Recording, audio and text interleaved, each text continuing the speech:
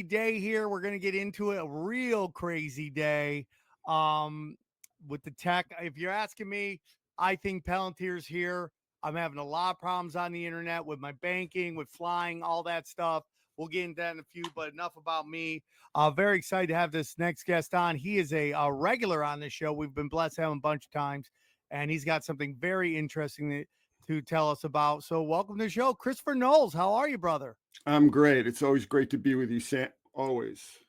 You know, brother, we were just talking before the show. We are battling the forces of evil. I think Palantir's here.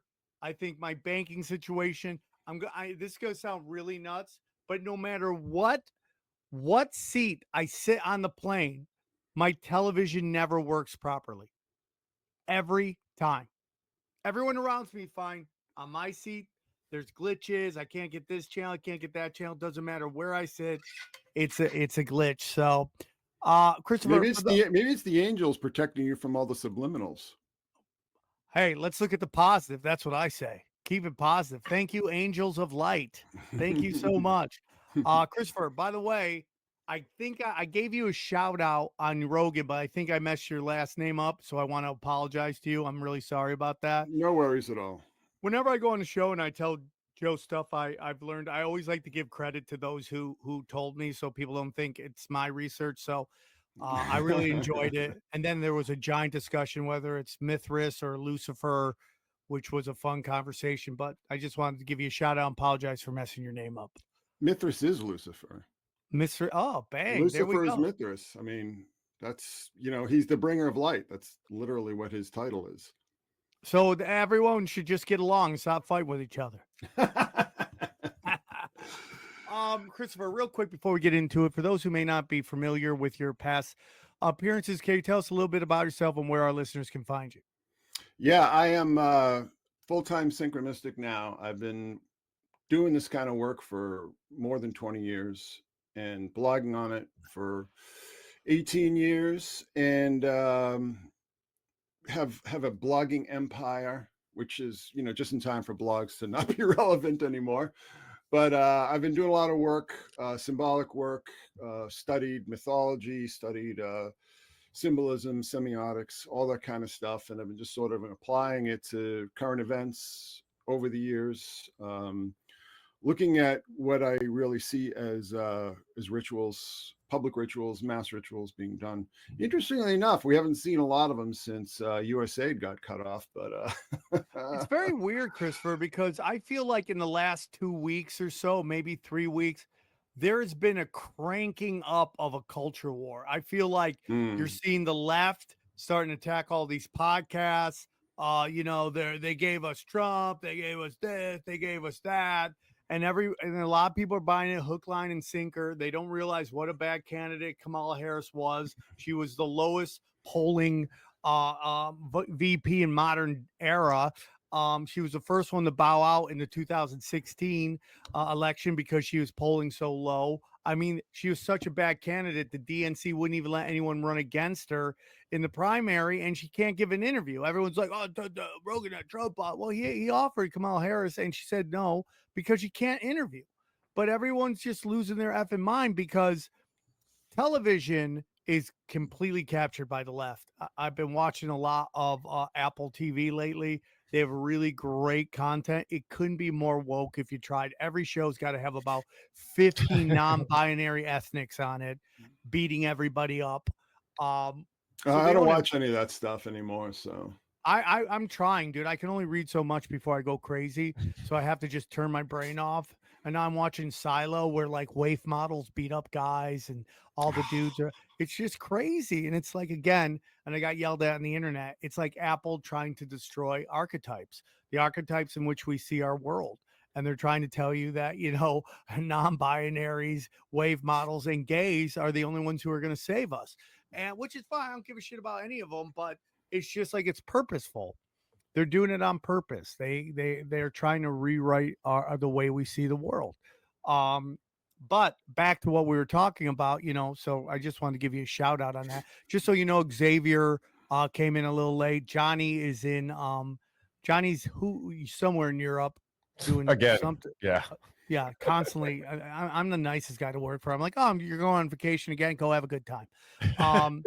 And then we tried to do Zoom. Zoom did not work. So Oh. here we're on StreamYard, and that's always fishy. So Christopher, you put out a tweet the other day about some research you've done, and I wanted to Mm. get into it, man, because it was super interesting. I'm glad you came on as quickly as you could.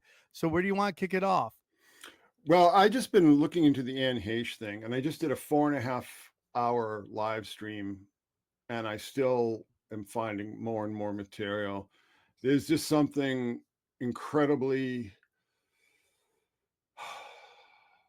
It seems to me like a major turning point that people didn't notice, but I've heard all the theories, the Epstein stuff and the stuff about Ellen and all that kind of thing. And then when I really started digging into it, and since I've been doing this for so long, it's like it's almost automatic when these things pop up. Just realizing that there's just major ritual aspects to this. And this includes like Twitch's death and Tafari Campbell. Um, there's something very serious going on. And I have a much different take on why Anne Heche was killed, but we've all seen that video where she clearly knew that she was in terrible, terrible trouble and she was trying to get away. And the whole situation where she's fine and she's going to recover, and then all of a sudden she's dying and they're taking her organs as soon as they turn this, they take her organs, and That's crazy. yeah, and then there's I've got the autopsy forms, and her injuries were just not that severe. But the fact that she was in that burning car for 49 minutes, and 49 is a very important number here. She was in that car for 49 minutes. It's just unbelievable to me. I mean, real, firefighters know how to do this. They know, they know how to yank the car out of a burning building and get that person out of there. 49 minutes, I can't even imagine that. It's just mind-boggling to me. But when we see how they were handling her afterwards, I mean, she didn't have oxygen. They said she was having major issues with smoke inhalation. Then why didn't she have, why wasn't she being oxygenated? They said that she broke her sternum and there was injuries to her neck and head. Well, why wasn't she braced? Why did they have basically a seat belt around her, across her neck? Why was she covered up? That wasn't there are thermal blankets that they use for burn victims, but that wasn't one of them. So the whole thing just stinks on ice. And I'm going to show you how all the dates and everything correspond to a lot of things that I've talked about in the past, but also this situation that so many people have noticed, that one ring video, she's clearly trying to engage the parking brake because her brakes are gone and the car is doing 100 miles an hour. We've known about that cars can be remotely exploited for over 10 years now. And, there are other cases that people have talked Hutchinson, right? The reporter, my buddy saw that happen live, where he flew through the Melrose intersection on Highland and just smashed into a tree. My buddy watched it happen live. He said it was the craziest thing he's ever seen. There's the other one, the Paul Walker one. That one said that his car was controlled as well. Well, what we're going to see is that there were two of these examples, mysterious crashes, just before Anne Heche's accident. Okay. So there was one situation where a woman just drove into a bridge on the Gowanus Parkway in Brooklyn. And then there was a situation where a congresswoman, the car that she was in, just crossed lanes and drove straight into an oncoming car, and everybody inside her car was killed, including herself. So it's really unsettling, but it really didn't start to get under my. I mean, I always knew that, and I always saw that, and I just like something was going on, and I never really thought about it too much until I really started digging into the dates and the names and all this kind of stuff, and you just start to see this much bigger picture emerge. And, you know, my thesis, and I'll just say this at the outset here, it's a thesis. You know, I believe that she was murdered deliberately and obviously. I think that the obviousness of her death was part of the op, and it was to achieve a certain objective that I think has been achieved, and I'll show you what that objective was. And maybe we can look at, you know, who might have the wherewithal to pull this kind of thing off. There are a lot of moving parts. We had so we're either looking at like complete incompetence on the part of the fire crew or complicity. We're either looking at complete incompetence on the, you know, people within the hospital staff, or we're looking at complicity.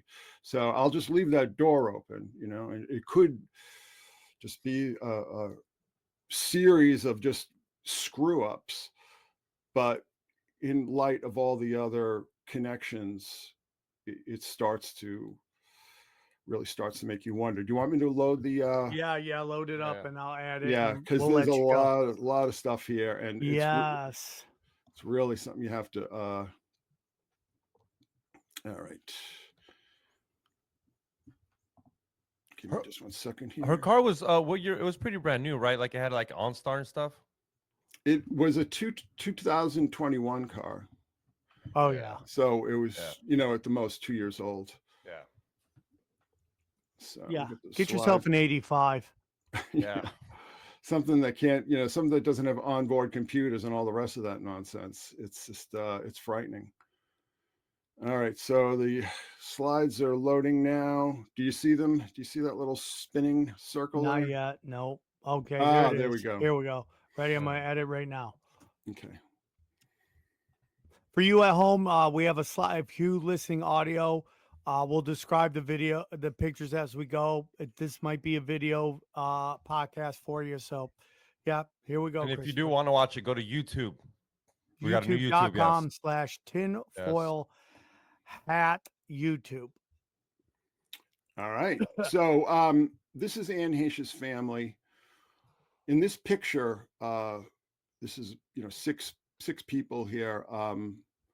4 of them are dead already. Whoa. Anne Heche's father died of AIDS in 1983, so he was one of the earliest AIDS victims. But he also was, you know, Anne had said in her book that came out a week before 9/11, we're going to see 9/11 pop up again. So her book Call Me Crazy, which came out a week before 9/11, she talked about how her father had, you know, raped her and sexually abused her from a very early age. And that the parents didn't really, or the mother and the family didn't really go along with that. But I mean, I believe her, because there's just some details in there that you wouldn't make up. And so this guy was very sick, and I'm sure he was working on the other kids as well. So, all right, so that's that. Which one is she in there? She's the baby. Oh, she's a small one. Mm. This is a black and white picture of her family. Yeah. So the girl on the left is dead. The boy on the left is dead. The girl in the center is the only surviving. The two, you know, the mother and the sister are the only two surviving, and of course Anne and her father are dead. So really messed up family. She goes into great detail in her book that you can't even find anymore, which is kind of interesting. It's not in print, and secondhand copies are very expensive. So I don't know what that's all about. So anyway, 3 months after her father's death, her 18-year-old brother was killed in a car crash. We're going to see all kinds of car crashes here. Official determination was he fell asleep at the wheel and struck trees. 18-year-old kid, had everything to live for. Heche claims it was suicide, and I am sure that if the father, you know, who was in his adult life was gay and had AIDS, I mean, I'm sure that he probably was working on the boy as well. I think this was just a completely dysfunctional family. So she started acting very young. She's 18 years old here. She got a gig on Another World. She was actually offered a job on As the World Turns when she was 16. And here she plays twins, okay? And she was just astonishingly beautiful when she was younger. Now, September 11th, 1989. This is Anne Heche right here. She crashes her sports car in this whole storyline. So we've got the second car crash, and we're only 4 slides into the story. Damn. And we've also got another 9/11 connection here too. So yeah, a lot of craziness here. I mean, a lot of synchronicity and weirdness. Now Vicky is who? Vicky is her character. So she played Ah. she played twins. She played Vicky and Marley. And this is one of her characters. And here she is on September 11th, 1989. We're going to see September 11th a lot. So Wow. yeah. So there we go. So this is her first. So this is where the real heavy darkness starts to come into the story. This is her first starring role. Have you ever seen this film, Wild Side? I've not. There's a scene in there I think you might enjoy. Based on the cover, I think you're right. So the guy who co-wrote and directed this film is a very famous occultist. He had actually committed suicide after this film was made. He basically, I'll just read this real quick. The guy's name is Donald Cammell. Grew up in a bohemian atmosphere, raised an environment he described as filled with magicians, metaphysicians, spiritualists, and demons, including Aleister Crowley. Wow. His father had known Crowley personally and was an admirer of the Magus, particularly of his poetry. Owing to his father's relationship with the Diabolist, Donald Cammell met Crowley. He claimed he sat on Crowley's lap. Oh my goodness. As an actor, he would play Osiris in Lucifer's Rising, made by Kenneth Anger, who was a Crowley disciple. And that movie was funded by who? The Gettys. The Gettys funded that film, Holy Lucifer Rising. shit. I couldn't get into all the Getty stuff because there's just way too much to go into. But the Gettys, I'll tell you, if I was in Los Angeles, I would move. It's I want to so badly. I want to so badly. It's only going to get worse. Yeah. So this is her first starring role, and already she's gone from the frying pan into the fire here. Donald Cammell was also a habitual pedophile. There were rumors in the 60s that he had this really beautiful model girlfriend, and they would have threesomes with very young girls. And he met this girl when she was a freshman in high school, 14 years old. And her name is China Kong, which is the most Asian name I've ever seen. Yeah.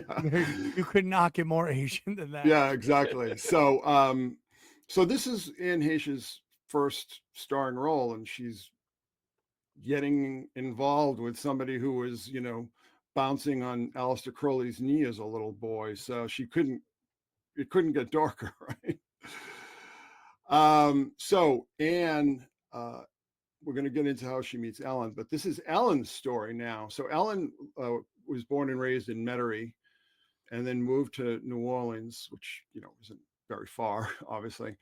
And she got involved with this woman here named Kat Perkoff, who was a drug smuggler, gay bar manager, writer, local icon, key player in the murky underworld of the New Orleans lesbian mafia. Demi-monde populated by pimps, prostitutes, and corrupt cops. On June 26, 1980, Kat Perkoff died in a white Mercedes after it veered off a highway, hit a concrete bridge support, and split cleanly in half. So this is our third car crash, right? And we're still not even out of the 80s yet. Right? So, but she had driven. So Ellen said that she drove by the accident scene and didn't think anything of it and just kept going because she had a fight with this girl that night. So there we go. So a lot of people have mentioned this, Kat Perkoff, but she was very obviously, involved in organized crime and so on. And there were a lot of theories that this was a mafia hit, that she had been taken out for her criminal connections. She was 23 years old. So this is really, yeah. But Ellen DeGeneres' girlfriend was killed in a car accident. The tragedy inspired DeGeneres' career-defining stand-up routine. Phone Call to God put the comedian on the map and on Johnny Carson's famed couch. Phone call to God. So this is you know, you hear a lot about this. I actually went into some detail, you know, things that Kanye has talked about. And, you know, I'm sure a lot of you have heard celebrity sacrifices and so Celebrity on. sacrifice. And Yeah. there's a certain politician out there that people get really mad about me talking about, but he fits this perfectly. You know, loses someone very close to him, suddenly has a glow up. Was part of a Freemasonry as a child. Tell me mean, after the show. yeah. So this bit she came up with following her girlfriend, or apparently her ex-girlfriend's death, landed her on Johnny Carson's couch. And if you remember the 80s, I don't know if either one of you guys remember the 80s, but this was as big as it got. I mean, there was if you were a comedian in the 80s, that was Mount Olympus. So she gets to Mount Olympus because of that. And then in 89, she gets her first role in a TV show. And then in the 90s, she gets her own show that was originally called These Friends of Mine, and then became the Ellen Show. So she's leading a charmed life, let's just say. Rumors of that, like her, Tom Hanks, are either, when you go deep enough, Rockefellers or Rothschilds. Have you heard anything about that? I don't know if I believe that, but we're going to get into Tom Hanks later on. So so anyway, so Ellen had come out, and the date and the name of the program is very much part of this whole matrix we're going to be getting into. But she had come out in 1997 on her television program. Huge deal. I don't know if you remember it. But it was a culturally huge moment. Yeah, and actually that episode got 40 million viewers, which is that's like Super Bowl numbers. Yeah. So Anne Heche is this up and coming actress who's getting a lot of good notices, and she's, you know, obviously very beautiful and she's very talented, but she's obviously got this very messed up background. I won't go too much into why I believe she ended up with Ellen, but I think it had to do with her relationship with her mother, because her mother, you know, didn't believe her stories about being molested by her father. And, you know, it's just a whole family issue that we don't really have time to get into here. But this was a huge story. You know, the two of them were a huge story on all the magazine covers. Interestingly enough, after getting those 40 million viewers for that one episode, the show just tanked in the ratings almost immediately after and was canceled. So, but I believe that's where Jim Gaffigan got his big break as well. So, is there any theory why that happened after it got such a big push and then it just fell? I don't know. People just weren't ready for it, you know? Yeah, that's right. Yeah, and even back then, I think people were over it. I mean, it's just like, you know, it's a big cultural moment. And then afterwards, they're like, why do I mean, just like, can we just watch television? I mean, that's a huge thing going on right now. You got the left crying about comics getting political, when the left has been nothing but they shove politics into every little thing they can. Yeah. Well, the thing is that even though Ellen's show got canceled, she was able to parlay it into, you know, a major career when she started her talk show. But I call this A Star is Born in Reverse, because, you know, we have the young ingenue Anne Heche, who's, I believe, 14 years younger than Ellen. And this really destroyed her career. You know, she was on the fast track to being a leading lady. You know, she was on the fast track to being like Julia Roberts, somebody, you know, Michelle Pfeiffer, somebody in that sphere. And this just, forget it, just killed her career dead. She just ended up doing, you know, straight to video, and I don't think she did any major motion pictures after this. So really hurt her career, but it did not hurt Ellen's career at all. And then they break up. Anne Heche has an episode where she ends up outside of Fresno at some farmer's house. She just shows up in her shorts and a bra.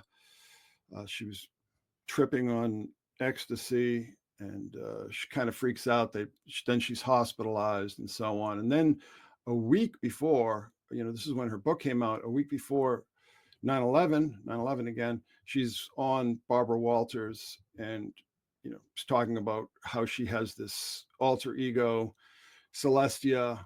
And it's really classic kind of dissociative behavior that we see with survivors of childhood sexual abuse. Yeah, and we when all this is going on, we have a much different view of Hollywood, and we kind of was a running joke that oh, your kid's a child star, he's going to be a drug addict, and we all used. The girl from Different Strokes, I forget Dana Plato. Yeah, she does Howard Stern. He just ridicules her, and she kills herself after that, or unalives herself. And we kind of now know that these kids go through major trauma. Now, I know she shows up a little later on and she's not necessarily a kid, or maybe she is, but her dad doing that to her is like insanity. Yeah, she had plenty of trauma in her background already, believe me. All right, so Ellen gets her own show. And she has everybody on there, particularly people like Hillary Clinton and Barack Obama and Michelle Obama and Joe Biden and the whole kit and caboodle, all the big stars of, liberal politics and so on. It's a must have to get on her show. And it's very, very highly rated. And again, Anne Heche is sort of struggling in the salt mines of, direct-to-video movies and TV appearances and so on. Her career was just ruined. And here we have Ellen, not only her career just soaring, but she's very tied into all of these people, all of the usual miscreants and so on and so forth. Yeah. Oh yeah. Look at that. When I'm looking at that, I'm just like, oh my God, it's the exact same thing. Yes. So if you're listening, the set decor of her talk show, I'm not exactly sure what point it became like this, but it's very closely parallels Jeffrey Epstein's little temple on Epstein Island there. So, or Lolita Island, let's just say. Now, I believe that this was her way of signaling, her way of saying, I know what's going on, and we're going to see this again. It reminds me, well, we'll get into that again, but I think that this was very deliberate, and it was almost sort of like a brushback pitch kind of thing. She was saying to the people who come on her show, I know what's going on. Right. So anyway, but it is a signal to them that I'm a team player too, right? I'm part of the in club. Well, she was, but the problem is with people like Ellen is she doesn't realize that they'll allow people like her into their club, but only under certain preconditions and only for certain reasons. And almost always they get kicked down hard, right? They get kicked down to the curb hard, almost every single time. Now, case in point. So this is the same week that the COVID lockdown started, right? March 2020.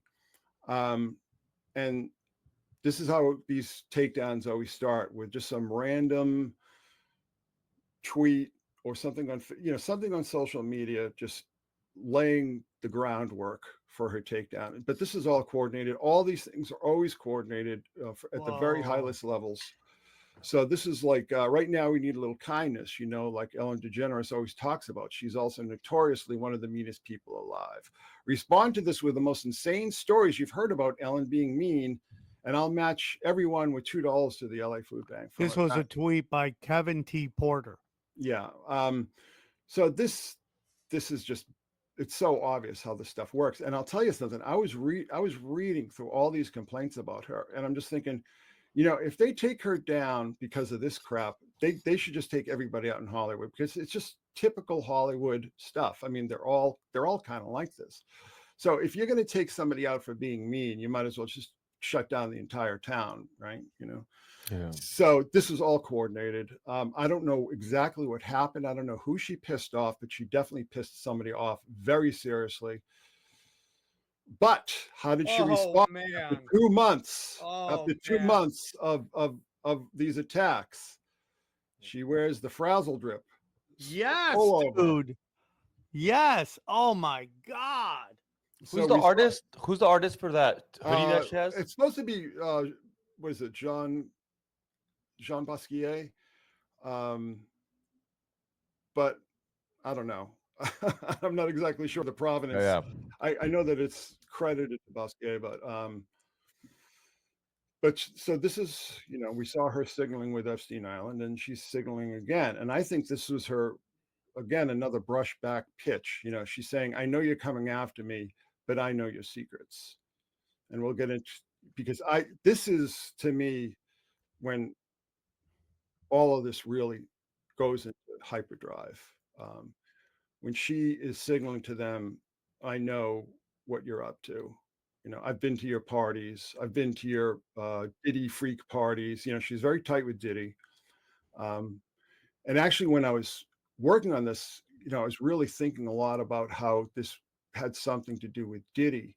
I'm sure it does, and I'm, you know, because of her relationship, and because when you look at the timeline, you know, at the same point in time that they're going after Ellen, Cat Williams is really going on all the big shows and talking about the Diddy parties, you know, the white parties and everything like that. So there was a lot going on, and it could be because something that triggered this might have something to do with Diddy. But either way, they wanted her out, and she was, you know, fighting back. Excommunicated for sure. Well, My question, she said I was kicked out of show business. So let me ask you something. Is it of your opinion that the frazzle drip video is real?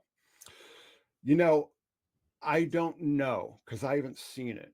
And the problem is that there's just so many things that I've seen in the past 30 plus years of, you know, trudging through the conspiracy swamps that, you know, it's a hall of mirrors. I never know what's real, but we'll get in, you know, we'll get into it.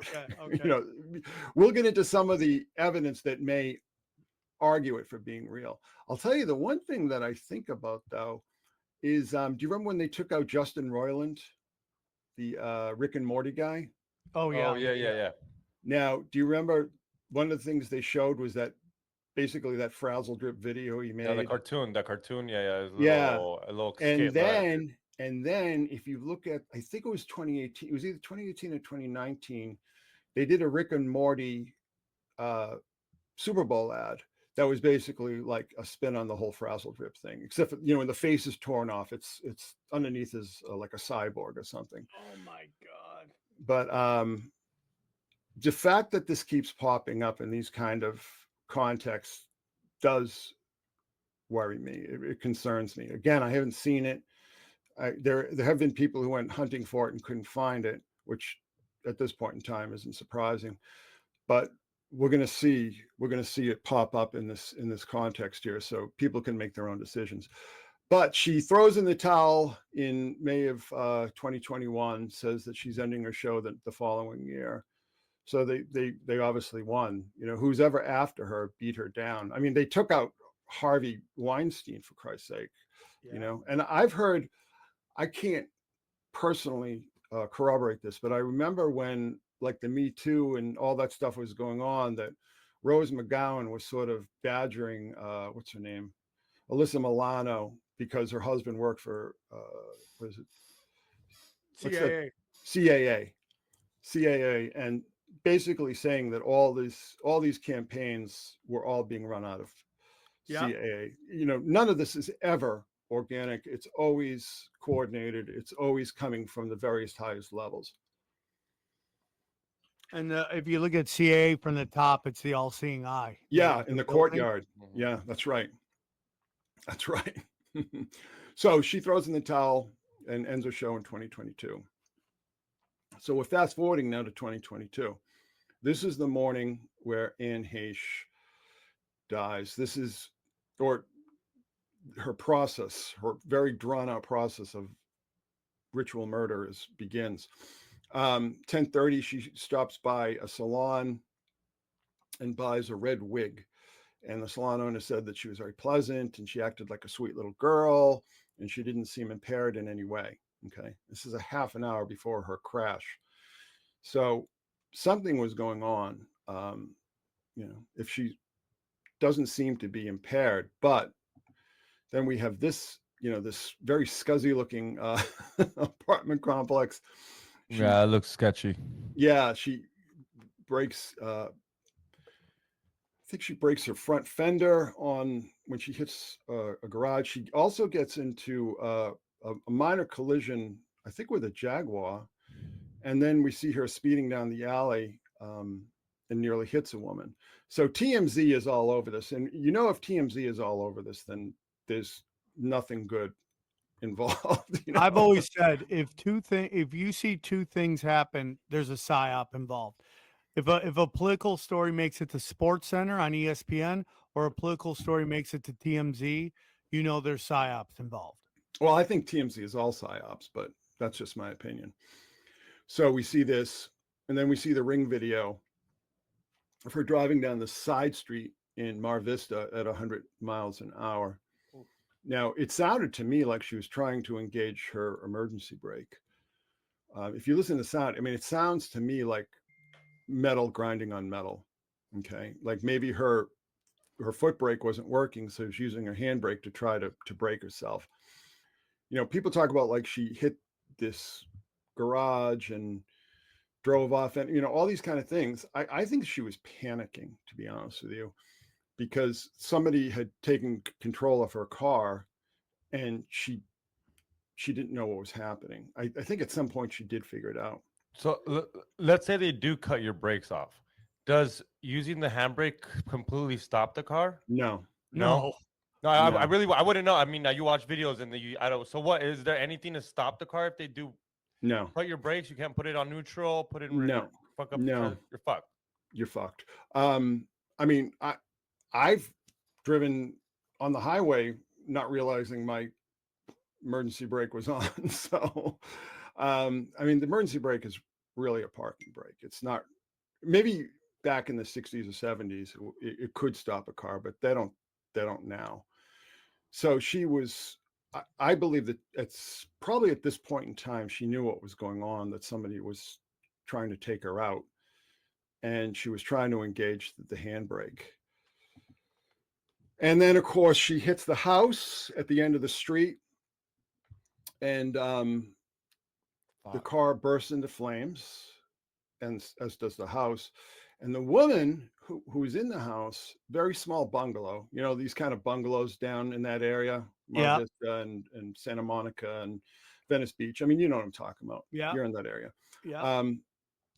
This woman was just on the other side of the small house. She would have been killed too. Now that's very interesting to me, as we'll see, like why I find it interesting that this woman would have been killed too. And like, why did Anne Heche crash into this particular house? Like, what was that all about?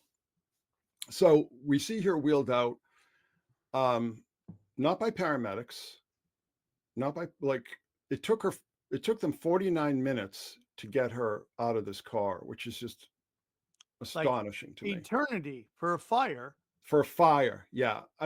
They should have gotten her out as soon as they got there. They saw that there's a car. They saw there's somebody in the car. They have winches, you attach the winch to the, because the gas tank could explode, obviously. There's all sorts of problems. You want to get that. The first thing you want to do is get the car out of the house and get that person out of the car. They take 49 minutes. 49 is very important here. And then they don't, they don't give her oxygen. She's apparently suffered from smoke inhalation. They don't give her oxygen. They say that she had broken her sternum. She's not in a brace. These aren't paramedics, right? And they cover her up like she's dead. Like, why? Right? She's upside down right there, right? Well, she's sitting up. She's sitting up. Okay.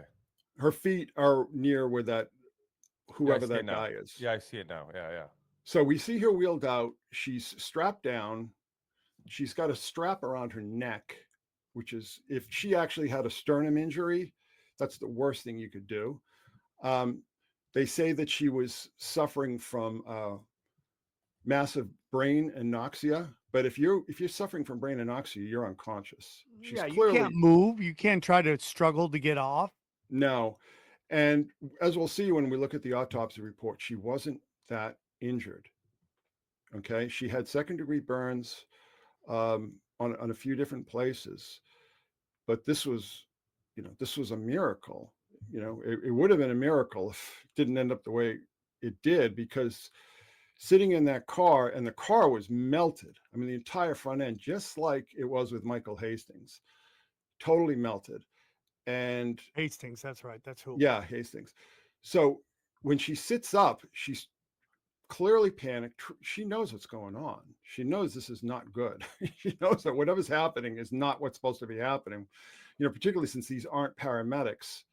And they just shove her in there. They just shove her in there. I mean, this woman's supposed to be injured. They pulled her out of a burning car. They're basically manhandling her. It's really upsetting to watch. But she knows what's going on. And she sits up and she's trying to get away. But just the fact that they had, people thought it was a body bag. It was actually just a sheet. But it wasn't a thermal sheet, what they use with some burn victims. They have these cooling sheets, but they don't look like regular white sheets. But anyway, we see this in the movies too, where they kind of send in this is like this is right a out of hidden army dressed or hitmen or whatever, dressed as firefighters, cops, army, whatever, to go make sure the job gets done. Yeah, that's what worries me. And of course, there just happens to be a Fox TV news helicopter up above their heads recording all this. This is really upsetting to me, because she knew that, she probably realized that she was going to die, that she wasn't going to make it out of this alive, even though, again, she was not that injured, as we'll see. Very, very upsetting. And everybody who watches the video has the same reaction, except for really clueless Redditor types, but everybody with a brain knows what they're looking at and knows it's horrible. It's a deviation from the norm. That's what Greg Carlwood always talks about. Whenever there's a deviation from the norm, you got to question what happens. 9/11. Oh, jet fuel, melted all these beams all the way down. Just deviation from the norm. Well, exactly. Anoxic brain injury, yet she was conscious. Consciousness should be lost within 15 seconds of experiencing this. So I think that the blatant lies here, again, are part of this whole operation. Now, on the left is the woman whose house she smashed into. And on the right is Anne Heche. Whoa. I mean, I thought you were going to say sisters or cousins. So if you're listening at home, he has two pictures, Anne Heche and the woman who had the Lynn lived in the house, Michelle, and they look like twins almost. Yeah, they really do. Wow. And I was really confused when I'd see these stories, because I'm like, what is Anne Heche doing there? Like, looks uncannily like Anne Heche. I mean, and she looks a lot like her older sister Abigail. And here's another shot here. Yeah. So why that house? Why that house? Well, it's twinning, which I see a lot in a lot of these types of situations, a lot of these types of events. It's like I believe that this woman's I believe that she was supposed to die too. Okay. And it just, by the grace of God, that that she didn't die, and that Anne Heche didn't die immediately, like I think was the plan. We got a chance to peek under the curtain, so to speak, because I think both of these women were supposed to be dead, and I think that was all part of the the ritual aspect of it. So now, this is on August 5th. Interestingly enough, Marilyn Monroe was found dead on August 5th, 1962, also in Los Angeles. Also, Hastings, as you said before, his accident was in Los Angeles. There's nothing that makes me feel good about Los Angeles, you guys. I'm sorry. The more I look at it. Get me out of here, dude. Get me out of here. Yeah, exactly. So Marilyn Monroe was found dead the same day that Anne Heche had her collision, which, again, she probably wasn't meant to survive. But there you go. But we're going to see it again. So we're hearing that Anne Heche is stable, right? After suffering burns and so on. Friends and fans express support for Hollywood star who drove her car into the house, but also her ex-boyfriend, who's Thomas Jane, who's an actor you probably know of. He had also said, "Oh, she's going to pull through. She's going to make it." And again, she was in stable condition, and this is what we heard. And then all of a sudden, the police are starting to make all these noises that they want her blood tested for, for illicit substances and all this kind of stuff. And then everybody's making fun of her because she was just a total whipping girl for all of Hollywood for 30 years. Yep. After her book came out, somebody turned it into a play, and they were doing a play on it. And one day she walked up, she saw that they'd made a play out of her book, and they were mocking her, and she was just devastated. Hollywood is just so phenomenally evil. And then all of a sudden she's taken off life support and organ recipients located. So we go from, not only is she fine, her rep says she's fine, her ex-boyfriend says she's fine, to all of a sudden they're about to carve her up for organ donations, which is strange because, they thought that she might be under the influence of drugs and alcohol. Are you going to, a 53-year-old woman, I mean, are those organs that much in demand? You know what I'm saying? With a drug addict too? Yeah, it's just really crazy. But the dates and all this kind of stuff are really part of this. So as we'll see. What is it? One of those things where I don't know if you ever heard where you want to be a donor because if you're close to dying, they rather let you die to save the organs. Could that have been something like that with her? I don't know if you've heard that. I've heard the stories where they don't even wait for you to die. Yeah. There was a woman who they thought was dead, and then she sat up and said, "I'm fine." And they said, "Too bad, we're taking your organs." And that's not unusual. Do not become an organ donor. So they had to explain this, like why she was declared dead twice and so on and so forth, because she's declared dead on the 11th and then again on the 12th and then again on the 14th. I mean, it's very, very strange. But again, we're going to see the ritualistic aspects of this. So she goes from surviving this crash, even though she hits this house at 100 miles an hour, even though it takes almost an hour, basically, for the firefighters to get her out of there. And, they're not handling her properly. They're not following procedure in any way that I can tell. So really, really frightening. This is a very disturbing story. But here's where we get into the symbology. The dog days. We're going to see a lot of dogs in this story. Sirius star, 25 times brighter than the sun. Sirius peaks in strength and perception behind the sun on July 23rd. We're going to see July 23rd again. And the dog days are often said to fall 20 days prior and 20 days later between July 3rd and August 11th. So she's declared dead at the end of the dog days. And we're going to see the significance of that. Again, I think they probably would have preferred that she die on the 5th, but I guess this is maybe the next best option. So she dies at the end of the dog days. And this is Sirius. I've done all kinds of, you guys know about Sirius. Yeah, you've been on the show before talking about it. Sirius Exactly. Radio, all that stuff. Yeah. And Sirius has been in the news recently as well, hasn't it? With Howard Stern, right? Yep. And this, I've never believed that he got the money. I don't think Sirius has $100 million to pay him. I don't think they've had that money for 25, 30 years.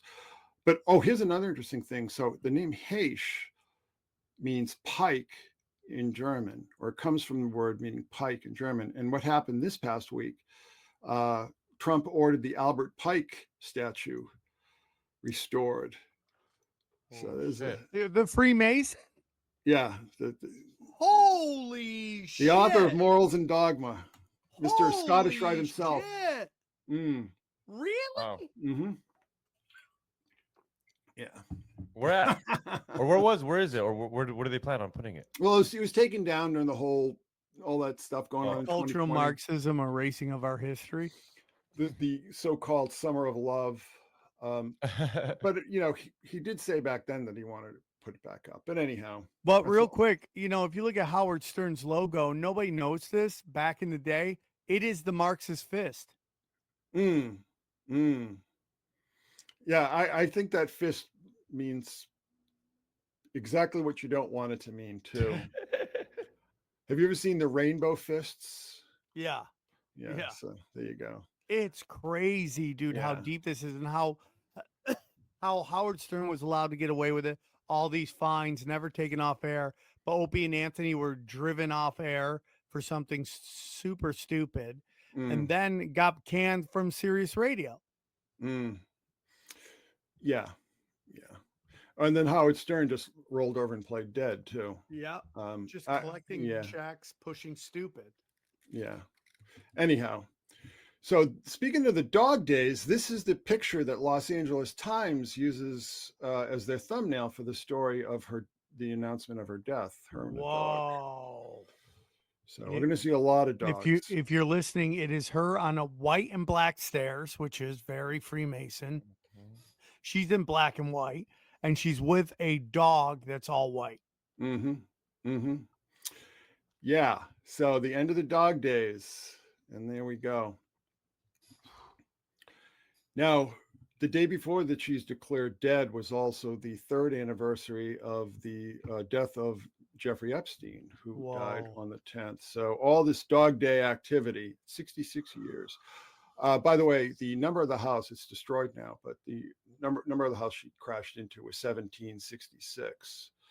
So there's some interesting numerology there as well. Whoa. Yeah. And again, you said that there was someone inside, but they were at the far end of the bungalow. Yes. If she was like in her living room, she would be toast, like literally toast. So I honestly believe she was meant to die in this whole operation. Oh, wait up, the person in the house as well. Yeah. Yep. Yeah. So there's the twinning as we saw. Yeah. So also on August 11th, Son of Sam, 1977, 45 years before Anne Heche passes, was arrested and booked on August 11th, 1977. What's the significance of this? Well, do you remember the story? Yep. He claimed that his neighbor's dog was possessed by an ancient demon and commanded him to kill. Whoa. So there's the dog That's days, weird. the dogs again. Wow. Yeah. So the end of the dog days is usually around when? August 11th? August 11th. Yeah. The day that he's booked and the day that Anne Heche passes. Yeah. I know we moved on, but what is twinning? It's complicated, okay, but it has to do with the whole thing, like as above so below and that kind of thing, Whoa. mirroring.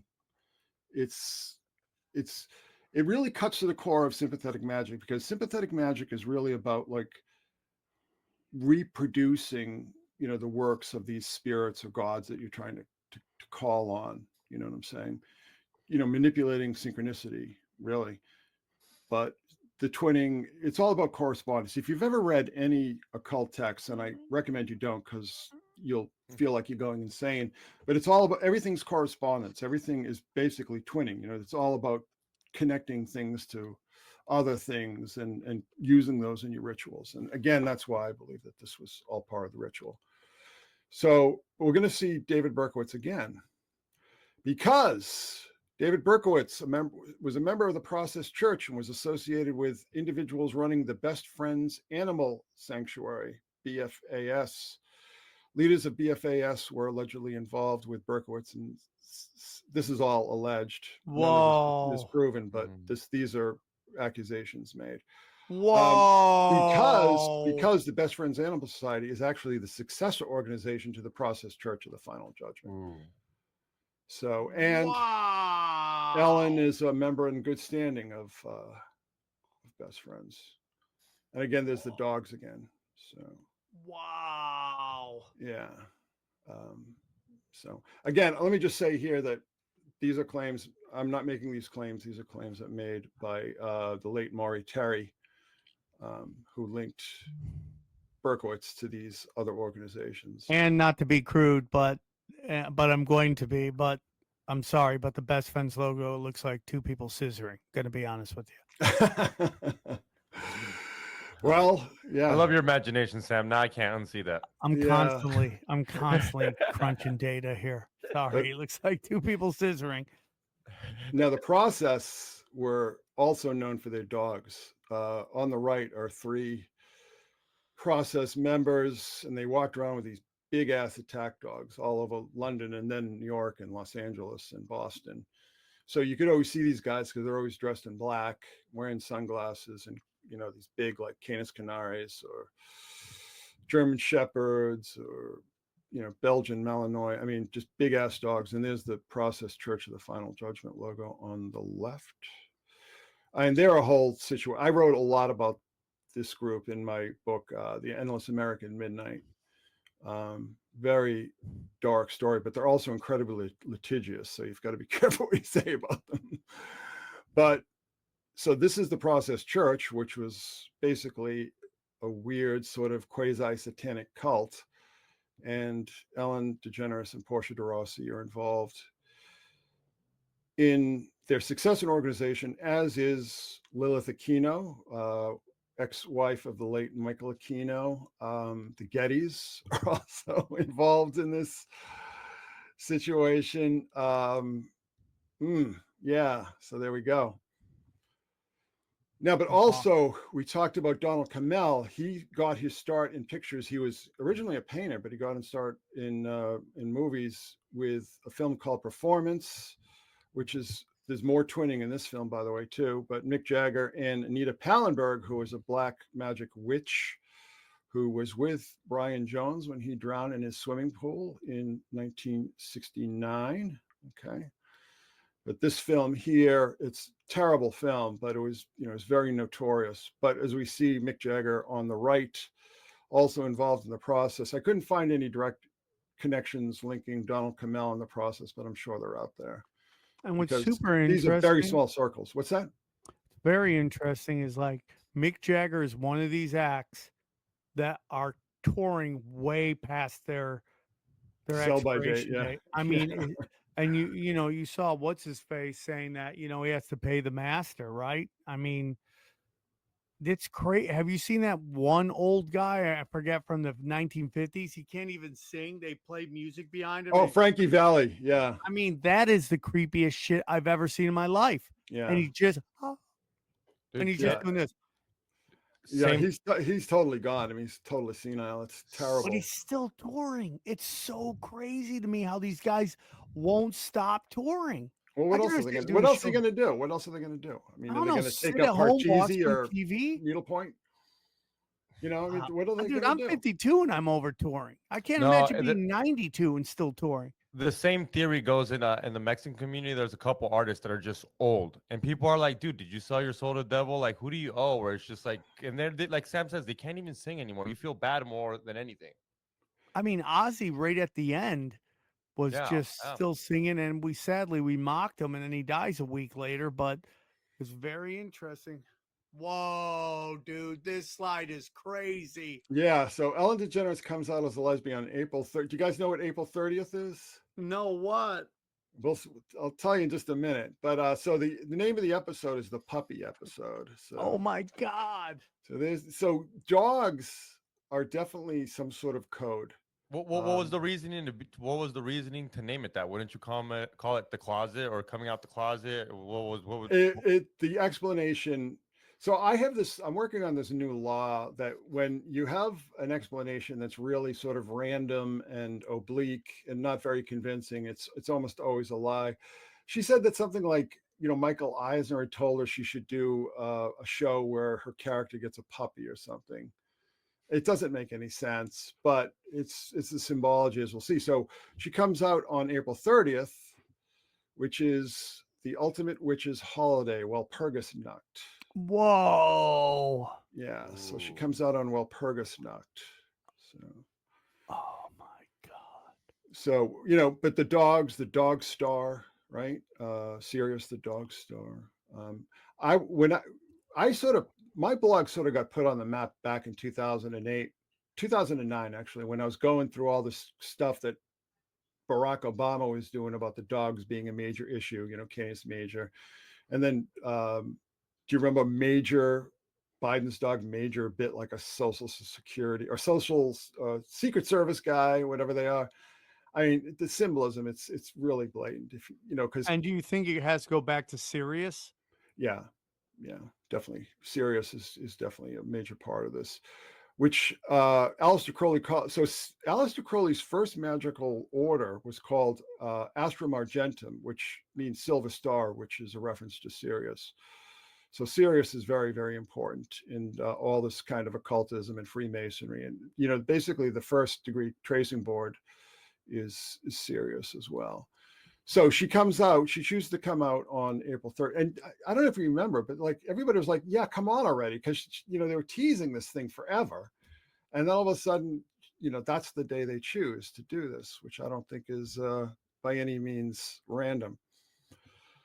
Now, more dogs. This is the witch goddess, Hecate. All right. Hecate, the witch goddess. And she's going to play a major part in this with some of these dates. All right.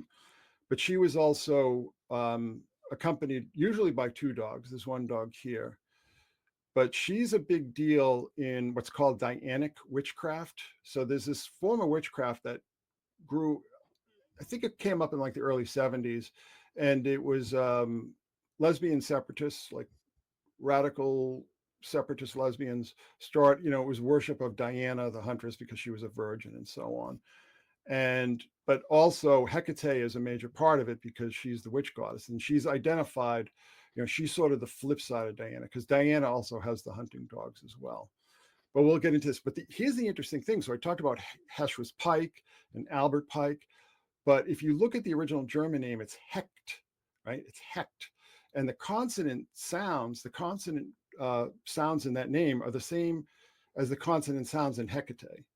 So it's basically, if you know anything about, you know, word origin stuff, it's basically the same name. So it's like a double whammy. It's like Pike and Hecate or Hecate. Wow. All right. So here we go. The Hecatean Ides, also known as the Nemoralia, or the Festival of Torches. Torches is very important too. So we talked about the fires and everything. Were celebrated by the ancient Romans on the Ides of August. In the Roman calendar, the Ides of August fell on August 13th to the 15th. Oh, that's coming up. Yeah, so this is very important here. Oh, give me a second here. Now, so Anne Heche, they start carving her up on the 14th. All right. They start carving her body up on the 14th. Now that is really unsettling, as we'll see why in a minute. So they kept her alive. She doesn't die on the 5th, so they keep her alive until the 11th. They turn off her life support on the 11th, and then they start carving her up on the 14th. Now, here's something very interesting. I want you know, guys to understand this. It was announced that organ recipients had been found and that her body would undergo the organ donation procedure that day. Okay, that day, as soon as they don't get a pulse, to honor her organ donation, hospital staff held an honor walk for Heche. Now, weird. you're going to find out why that.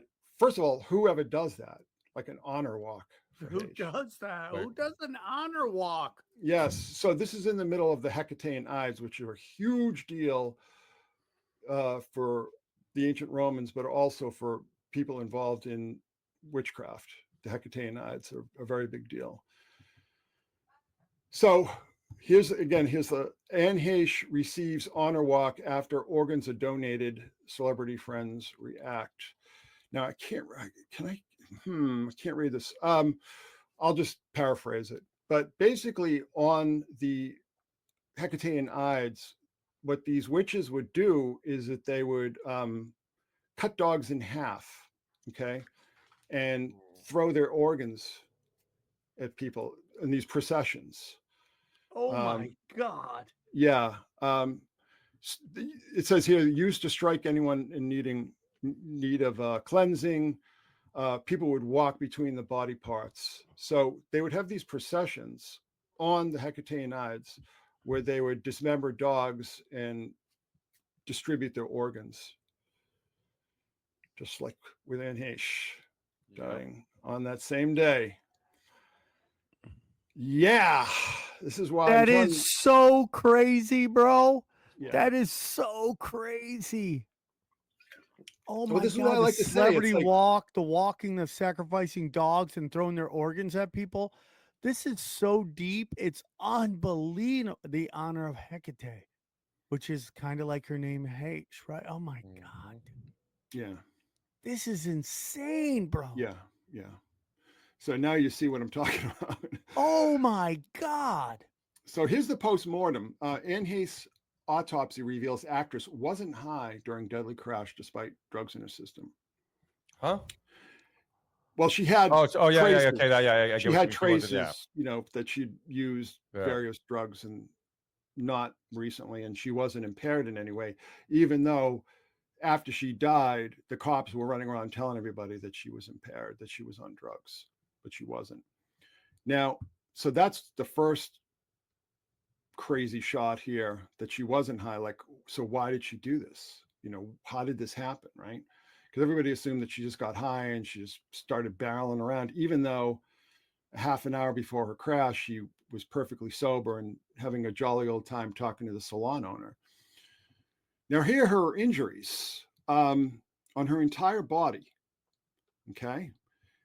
We see the burn on her shoulder, the burn on her chest, the burn on her upper arm, and another small burn on her chest, burn on her wrist, burn on her hand, small burn on her knee, and a small burn on her calf, and the reverse side calf. And there's something right above her vajayjay too. There's something. Well, these are diagrams they use. They're sort of generic, whether they're male or female. Right.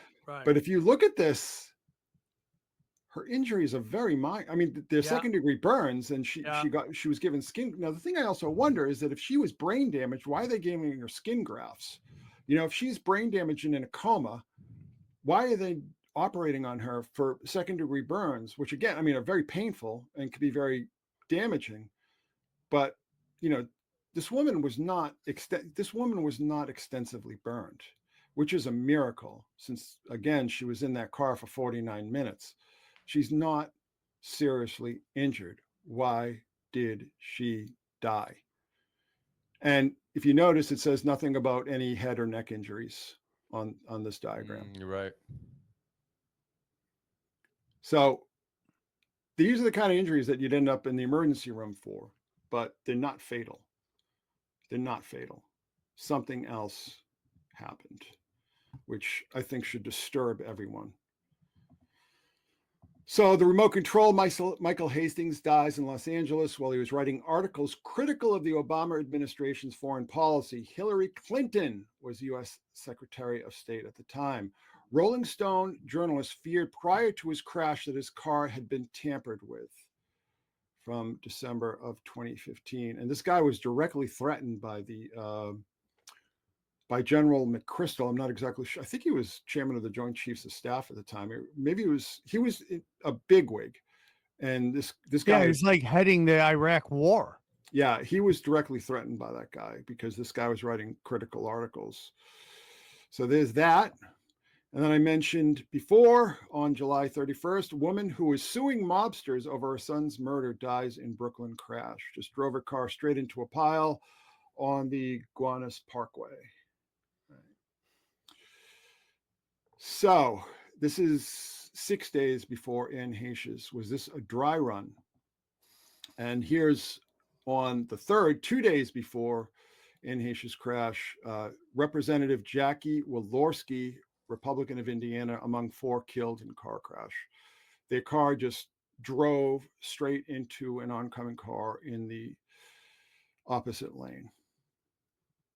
Oh my God. Okay. This seems to me like testing. This reminds me of that woman who wanted to open up an investigation to foster care about child sex trafficking, and then suddenly her husband and her dying of murder suicide. Mm-hmm. Like Yeah. like people asking questions get in Yeah. deep trouble. Yeah. Lots of stories like this. So let's talk about Twitch. Oh shit. Yeah. So there's Diddy and Twitch and Ellen. And this was a scene. It's Diddy said it under his breath, made this joking threat under his breath to Twitch and Ellen about the tapes. So, and we know that Diddy taped all his parties and freakouts, or freak-offs as they're called. So this is when I was really starting to think about the whole Diddy connection because of Twitch and obviously Ellen being tight with him. I mean, this may be why they went after her in the first place. Okay. And of course, we saw the Diddy trial just come to nothing because they put James Comey's daughter in as lead prosecutor. Going to be seeing more of the Clinton types show up soon. So there is Twitch, passes away. Which was Ellen, excuse me, her DJ on the show, right? Yes. And he dies in December. Just goes to, takes an Uber to a cheap motel and apparently shoots himself. I don't know what's going on with that. Very, very strange story. But so we talked about July 23rd. And July 23rd of 2023, the drowning death of a former White House chef who had been working for the Obama family.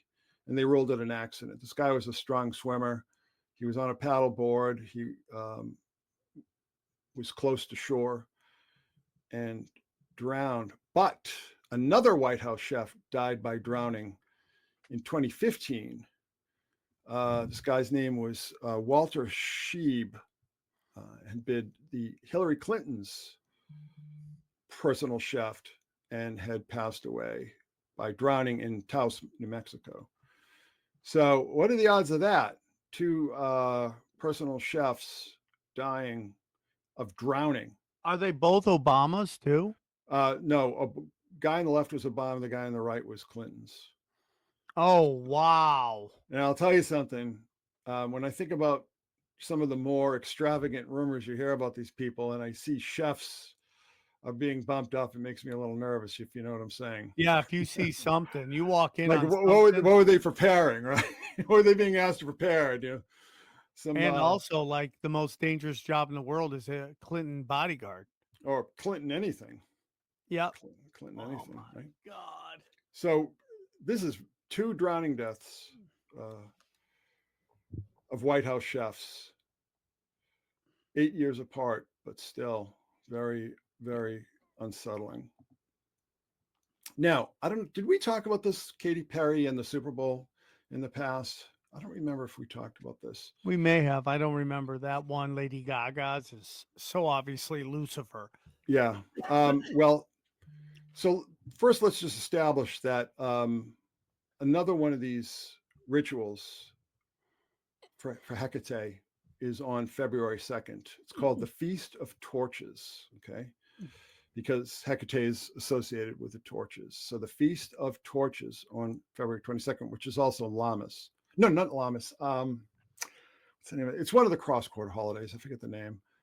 But we just passed Lammas. But so Katy Perry on Super Bowl halftime show, jaws will drop and faces will melt. This is a press conference she gave before the Super Bowl on the 30th. Jaws will drop and faces will melt. Pop star performance will include lion and sharks. All right. Super Bowl 49. So here's our 49 again. Pay attention to that because we're going to see more of that.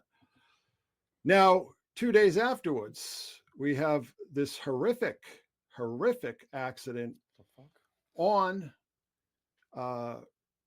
the Metro North Railroad. So this is what happened, is that for some reason, the highway was shut down going through Westchester County, and traffic was diverted through this cemetery, which just happened to cross over the Metro North train lines. Now, this woman, 49-year-old woman, had found herself on the tracks, and the gate came down. For the train gate came down and pinned her there, so she couldn't get out. So she got out of her car, and everybody said that she seemed confused and disoriented, and her car was pinned under the railway gate. And then, just as the train was approaching, her car shoots forward, is struck by the train. She is incinerated, okay? And there's terrible fire on the train, and 4 people die, and had to be, at least 4 people, their bodies had to be identified by their dental records. So jaws will drop and faces will melt. Now, we're just getting started with this one. Her name was Ellen Brody, okay? Ellen Brody, which was also the name of the wife in the original Jaws. Ooh, Jaws will drop, faces will melt. And then we remember Katy Perry dancing with the sharks. Oh my God. Yeah. We're not done yet. So, oh my God. Yeah. So this woman, Ellen Brody, had found herself on the tracks just as the train was approaching. So, I mean, she was clear of the tracks, and then as soon as the train car approached, she just shot right in front of it. She was going to a meeting at Starbucks, so who knows what's going on there. But Ellen Brody, yes, that was her name. Ellen, classic feminine name, primarily means bright, shining light, or torch. Now, torch is the most common definition. And remember, this is a day after the Festival of Torches. And this woman named Ellen is literally incinerated. Holy shit. And it's another car collision, but it's another collision that starts a fire on the train. So it's eerily similar to what we saw with Anne Heche, right? But guess who? Guess who this woman was associated with? New York News, NBC New York reports that Ellen Brody worked at a jewelry store, ICD Contemporary Jewelry in Chappaqua, New York, where the Clintons live. ICD stands for Israeli Contemporary Design. On the store's website, it touts Bill and Hillary Clinton among their regular customers. So, in other words, this woman, the jaws will drop and the faces will melt, was, skipped ahead there, was the Clintons' personal jeweler.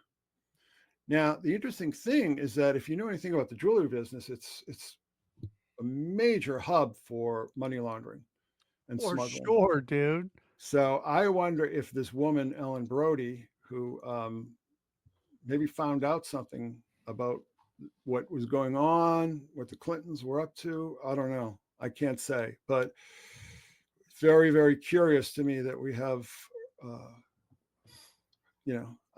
but the rest of it, come on. Jaws will drop, faces will melt. This woman was targeted for incineration, which is really horrible. Oh man, that is so nuts. So you wanted to talk about frazzle drift. So let's talk about Ellen was frazzled. Now, again, I'm not going to lend any particular credence to these rumors. Again, I have no personal corroboration for any of this, but I'm just repeating what was out there. And we have to say this because it's on YouTube. These are dangerous conspiracies. Even Elon Musk was talking dangerous about this, conspiracies. Right? FBIC's Diddy tape showing Hillary Clinton killing child at freak off party. Oh my God. So again, who knows where this story is coming from? Well, we just had a guy on, Dom, the hypnotist, talk about one of his clients and mentors was like kind of a special forces bodyguard, and he saw some crazy stuff in Afghanistan involving Hillary Clinton. Yeah, there's nothing I would not believe about Hillary Clinton. All right, there's nothing I would not believe. But let's just remember that Ellen had worn that hoodie, which to me seemed like signaling. And here's Tom Hanks with Wilson, of course, and pretty much the same type of imagery here, right? If you see from Ellen's video. All right. And what's crazy is that sweater, that brand is from a very expensive Off-White. It's not cheap either. I bet it isn't. I bet it isn't. But there's Tom Hanks there. There's Tom Hanks there when Ellen is getting her Presidential Medal of Freedom from Obama, along with Melinda Gates. There's Robert Redford. So again, these are the circles that she was traveling in. She really made it to the very highest levels, but she probably didn't realize that she was disposable. You know, I'm sure she realized when they went after her, but again, I say this all the time, man. When you sell your soul, they could treat you like a Dixie cup. They'll just throw you out in the tracks like it's nothing. Yeah, well, that's exactly what happened. Now, what this reminded me of with that shirt that everybody sort of was associating with that whole situation was when Kevin Spacey made the Let Me Be Frank video for Christmas of what year was that now? And the Tucker Carlson interview. Well, this is from the Tucker Carlson. I couldn't find that video for some reason, but with the Queen Elizabeth, you know, very obviously holding up the Queen Elizabeth mug. It was like I think it was from her silver jubilee or something. And when you saw that video, and he's drinking from the mug, making sure you see the mug and making a very smug kind of expression. And of course, you know, he got put through the ringer, but he's free and clear, and he's acting again. So humiliation ritual. Maybe I figure a guy like this probably has a pretty good control file. You know. What do you mean? What do you mean by that? Well, he's invited to all the parties. He knows all these people. He hears all the stories. I'm sure he has several dead men switches. Well, I mean, isn't that bringing up the video you talked about? Everyone goes, he's basically warning them like, hey, man, you better come save me or you better call this off. Oh, yeah. And then what happened? All of the people who were about to testify him start dropping dead. Like 3 or 4 of them. Yeah. Yeah. So that's again, I have no personal way of confirming that whole FD thing, let's just call it, is real or not. But when I see stuff like this, it really starts to get me wondering. It gets me wondering. Jeez, it's so crazy. Yes. So number of the she beasts. So we talked about 49, but let's look at the 49s here. So Katy Perry performs at Super Bowl 49. What does she sing? Baby, you're a firework, right? Baby, you're a firework. Light up the night, you're a firework. The train that struck Ellen Brody was traveling at 49 miles per hour, and she was 49 years old herself. That is crazy. And they would only put that out if they wanted you to see that number. Yeah. Well, get ready. We'll see more. From the last airing of Ellen's show to the day that Anne Heche had her accident is 49 days. Oh. It took 49 minutes before she was rescued from the wreckage of a car crash. So again, I mean, this is why I see that situation with Anne Heche as being like another twinning of the situation with Ellen Brody. And notice that her name is Ellen, right? So yeah. Is there? Yeah, I was about to ask. Is there something behind 49? But here we go. So we talked about that whole time period, right? You know, that early August time period. Well, of course, that's when the Manson killings went down. August 9th, right? Now, Anne Heche was born that same year. From the day of her birth to the death of Sharon Tate was 49 days. So another 49. Oh, no, I'm sorry. It was 77 days. 7 times 7 is 49. Excuse me. From what? 77 days? So it's 77 days from Anne Heche's day of birth to Sharon Tate's day of death.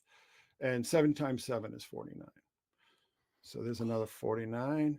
And the room in which Twitch shot himself was number 249. Whoa! Yeah. There's another 49. Now, let's get into the really dark stuff now. Liber 49, the Book of Babylon, Jack Parsons, the Babylon Working. Liber 49, where he... By the way, that symbol up in the corner, I think that's the symbol that Tool has on their tour. You'll see it behind the screen when they perform. It's not the Star. Me. It's not the Star of David. It's an awkward it's an awkward It's 7-pointed.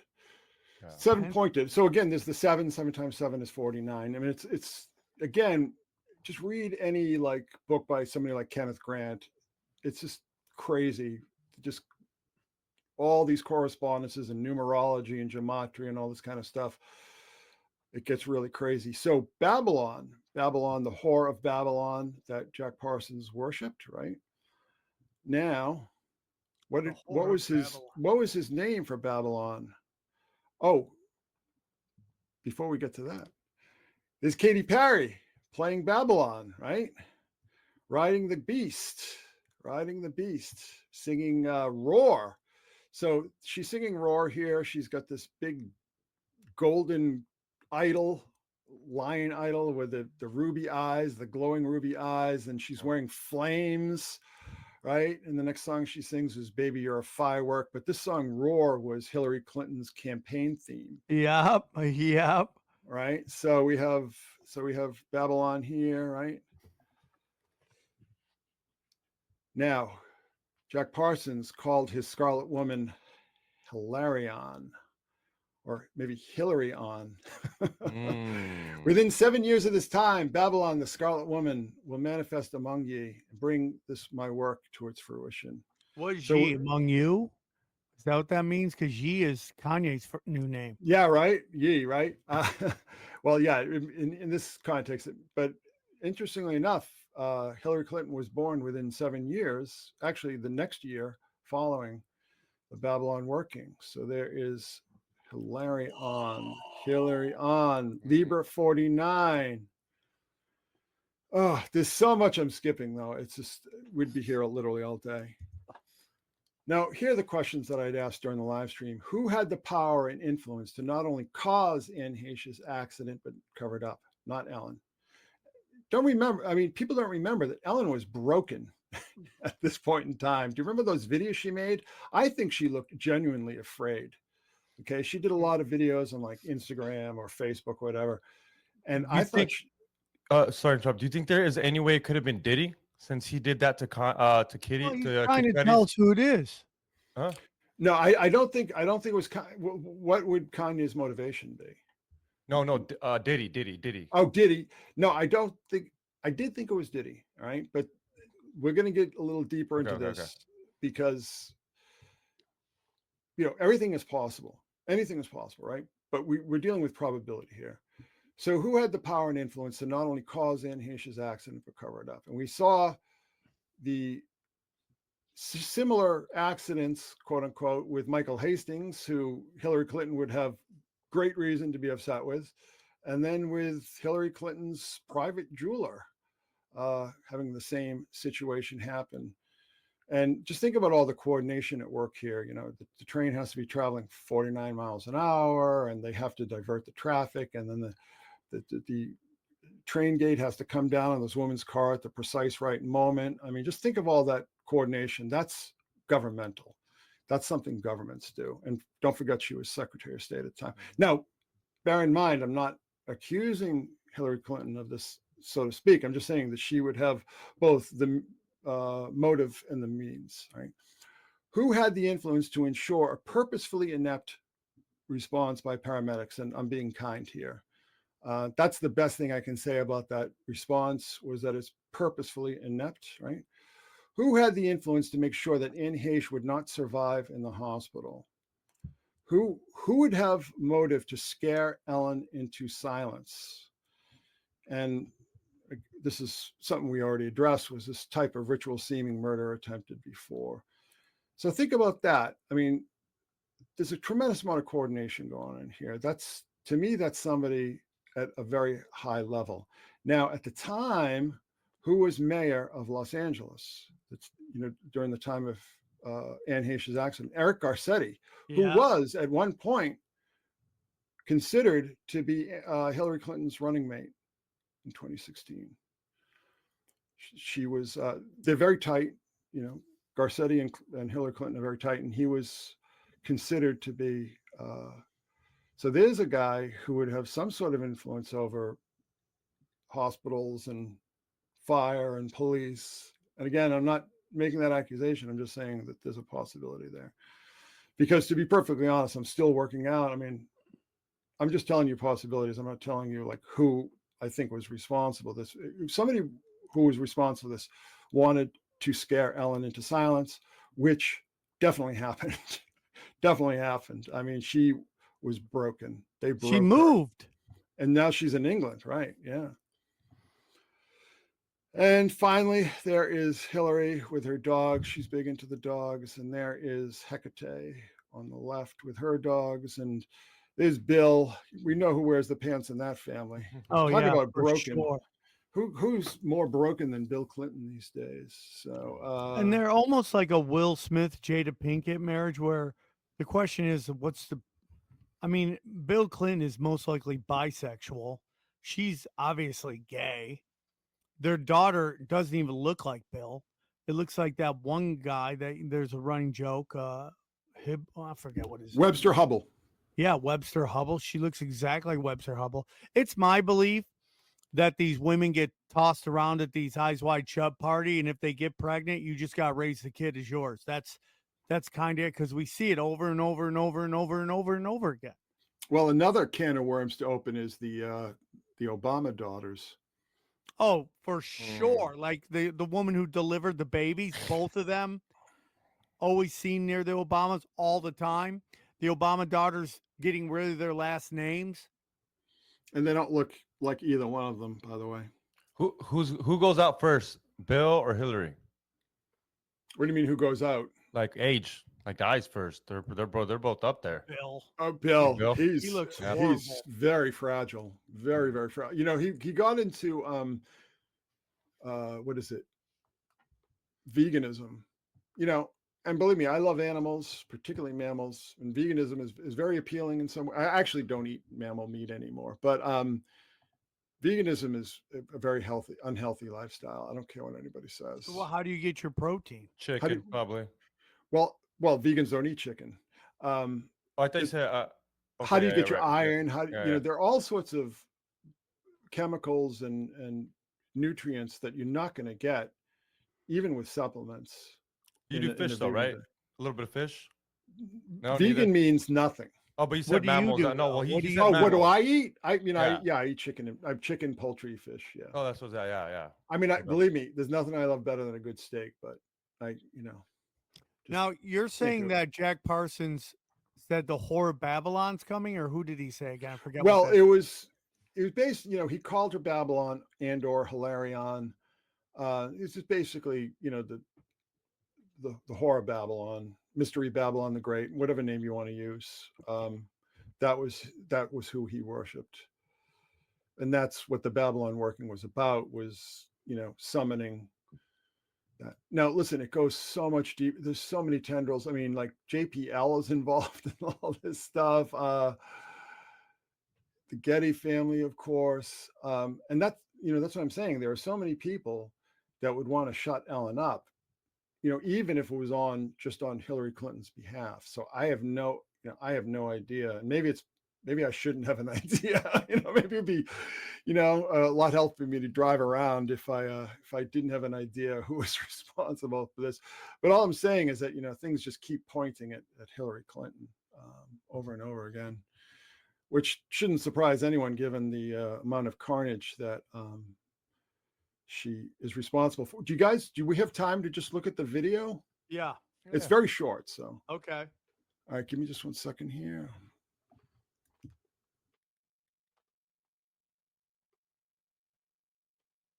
Crazy, right? Crazy. Yeah. Too many 49s. I'm telling you. And the other day, I was home and I saw 33 and I yelled it out loud in front of my friends and they all kind of looked at me crazy. And I'm like, I don't know how you guys don't see numbers that often. Yeah, I mean, most people have no clue of any of this. They just have no clue what they're up against. Hold on. There we go. There we go. There we go. Yeah, I got bounced out for a second there. Give me just 1 second here. All right, how do I upload the video? It's very short, so we don't have to worry about that. Okay, let me just try hitting this little T. I got it right here. Okay. Okay, here I'll add it. Into our newsroom, you can see the moments Oh, you got it before up? the crash. Yeah, You will hold on. see a You want me to blue start it Mini Cooper. again? Yeah, please start it again. Yeah, thanks. Okay, tell me when you want to start it. Now. Just got into our newsroom. You can see the moments before the crash. You will see a blue Mini Cooper fly by on the street here, leading up into this house. You can see that actress Anne Heche was going at a high rate of speed. Okay, now watch this. These are firefighters, It not doesn't look paramedics. that good, but yeah, it does. Look look at how terrible. she's strapped around the neck there. And we'll just see if maybe they're just moving him out of there, or if they put him in an ambulance. That's some sort of sign, but yes. So basically, the activity that we were looking for. You're that, so right. that Why are the anxious or that quick firefighters moving doing it? That was going on the other side of the vehicle. Oh my the gosh! fuck? He's completely alive. Now look at Whoa. this. Shove her in. Just shove her right in. But this isn't even the weirdest part of it. Just look at that. Now this one's supposed to be seriously injured. They're just manhandling her, shoving her in. Now look at these two guys right here who just show up, their hands behind their backs. He was trying to get away. These guys in hard hats, just sort of like in hard hats. I don't know. Yeah, and they're there to block. Really, they're blocking really the view. They're blocking, so nobody and that's can what we see love what's about going on breaking in this. news here in Los Angeles is right when you think you've seen it all. I say this all the time, dude. The most real news comes out minutes after the event, and then when they don't have the time to control the information, like I said about San Bernardino shooting, I watched that happen in real time on my television in when I lived in my old place, and it starts out 3 or 4 men in black army fatigue going and shoot up the place. Within minutes, it switched to a Muslim man and his wife. Yeah. There was a lot of that stuff going on at that point in time. Can you play the video again? I just want to. Into our You can see the moments before the crash. You will You see can't a hear the blue sound here, but you can hear in the raw footage. You can hear. To me, it sounds like she's trying to engage the parking brake. Mini Cooper fly by on the street here, leading up into this house. You can see that actress Anne Heche was going at a high rate of speed. And again, where are the paramedics? It doesn't look. And that why is good, she? but Why isn't she yeah, it does look got terrible. oxygen? If she's had smoke inhalation, why isn't she braced? And why is she we'll strapped just down see if like maybe that? they're just moving Why him is she out of there, covered? or if they put him in She an could ambulance. Why are the That's some firefighters sort doing of it? sign, but Yes. So basically, the Where's the activity ambulance? that we were looking for. That Where's that the anxious or ambulance? that And quick- hold on, real quick. We learned this from many people on the show. This is how they control the area, by blocking out anybody from getting to the area. Look at all the fire trucks that are full right here. There's no way an ambulance could ever. We've seen that in so many different false flag operations where there's all these paramedics. You can't. If an ambulance wanted to get there, it would be impossible. Mhm. Impossible for them to get there because all the roads are clogged. Yes. moving. But just now, wait for these guys. So again, she's going to break out of the other side of the vehicle. You break. Oh my gosh, he's Okay, completely here we go. alive. Shove her just in, shove her in. and Now then here, these look two at that guys guy. right here in the hard hats. Who are they? And they're there to block the view. Now watch. 100%. They just stand there. Like a zombie at one point. That is so disturbing to watch. She knew what was going on. And They're in then these hard guys- helmets. It's like they left their. He was trying to get and away. look, they're looking around. They're looking around. This cop shows Here up. comes and another I don't know, guy. that They was shut the really, door. Another guy in a really hard strange. hat. Another guy in a hard hat. And Look that's at what we all the love fire about breaking trucks. news here in Los Angeles is right when you think you've seen it all. Like that's how you know they didn't even check her pulse. Oh, yeah. We're way past. Well, that. Oh yeah, that's what I'm saying. But yeah, she just comes up all of a sudden on site. It's like they thought she was dead already. I mean, just think of all the malpractice that we're seeing here. She's not oxygenated. She doesn't have anything to protect her head, any sort of, they put those big collars on if they think you've had a head and neck injury. So she's not braced, she's not secured, she's covered with a blanket or with a sheet, not even a blanket. Some people try to say, like, they didn't even try to, like, I was reading some news reports, they didn't say that she was covered with one of these thermal blankets they put on burn victims. They just sort of said, oh, that such a thing exists, not that that's what happened here. That's just a sheet, right? Why is she covered with a sheet? And did they think she was dead? And why were they just so nonchalant when she just pops out, when customarily you cover somebody like that if they're dead, and then they just shove her in, and the whole thing is just wrong. It's just completely wrong. And they said that she had anoxia. If she had anoxia, she wouldn't have bolted up like that. If she had a serious head or neck injury, she would not bolted up like that and started struggling with these people who are just shoving her into this truck. And then these two guys obviously trying to block the view, make sure that nobody can see what's going on. Unfortunately, that is crazy. Yeah, it's the whole thing is just horrific. Do you guys remember the Michael Jackson when he died? These paramedics remind me exactly of that. If you look at it, it starts looking weird. They take forever to get there. They're not really taking him out. The ambulance doesn't look like an ambulance. It looks like the same type of job, inside job used by ambulance or fire trucks or something. Because the Michael Jackson look thing just like that. Well, I'll tell you, I'm glad you brought that up, because if you watch the entire video, the reporter in the helicopter, remarks that there seems to be like a distinct lack of urgency. Mm-hmm. He uses that term, lack of urgency, in rescuing, because he assumed that she was dead. And then when he saw her, her pulled out, covered like that, oh, she's just dead. That's why there was no urgency here to get her the hell out of that situation. And again, 49 minutes is just absolutely unconscionable. And then the reporter also talked about how she was struggling, that she appeared to be struggling. Why would she be struggling with, people brain injuries pre their rescue? I think she was not that badly injured. I mean, she did have some burns, but as we saw from the autopsy report, there's no mention of a broken sternum or any sort of neck or head injury. And again, if she had those kind of injuries, why did they perform skin graft operations on those burns? And if you look at that sheet again, it says healing, that all these burns that she had were healing. So why did she take this turn for the worst? Why was she all of a sudden in a coma when we saw that she was perfectly awake and alert on the scene? I say this all the time, and this gets into Trump's assassination. Like, if they want you dead, you are dead. They have multiple layers in which to ensure if the first layer fails, the second layer's there. If the second layer fails, the third layer's there. Third layer fails, fourth layer's there. They did it with Martin Luther King when he gets shot. I mean, we had a guy, Barber, on talking about how a nurse walked in and there was somebody holding a pillow over his head. I mean, this is crazy shit, dude. So, yeah, I mean, I don't know who these guys are, and I'll just say, for argument's sake, that they were just phenomenally incompetent. That's the best interpretation that I can make. And I tell you, I was reading dozens of people saying, I work in that field, and this is just completely improper procedure. No one got sued. No one tried to. With that video, you know who got sued? You know who got sued? Anne Heche's family, and had to pay up. What? Oh yeah, for the crash. Yeah, for the crash, for her running into the homeowner sued her. Definitely. I think it was like $3.4 million. What? Yeah. Oh my God. The whole thing is just absolutely. But believe me, you guys got not even the Reader's Digest version of this. Like I said, I did a 4.5-hour presentation, and I'm going to be doing another video tonight because that's how much more material there is on this.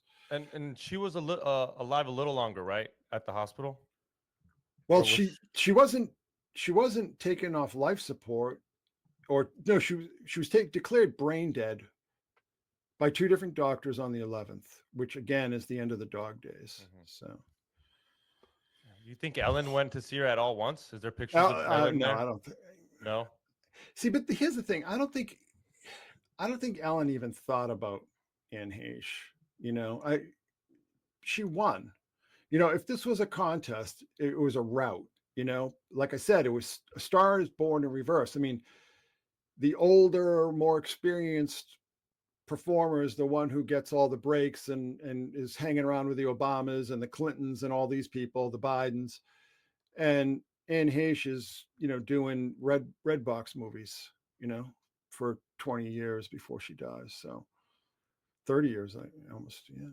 Well, I guess 25 years, 22 years. I mean, whatever.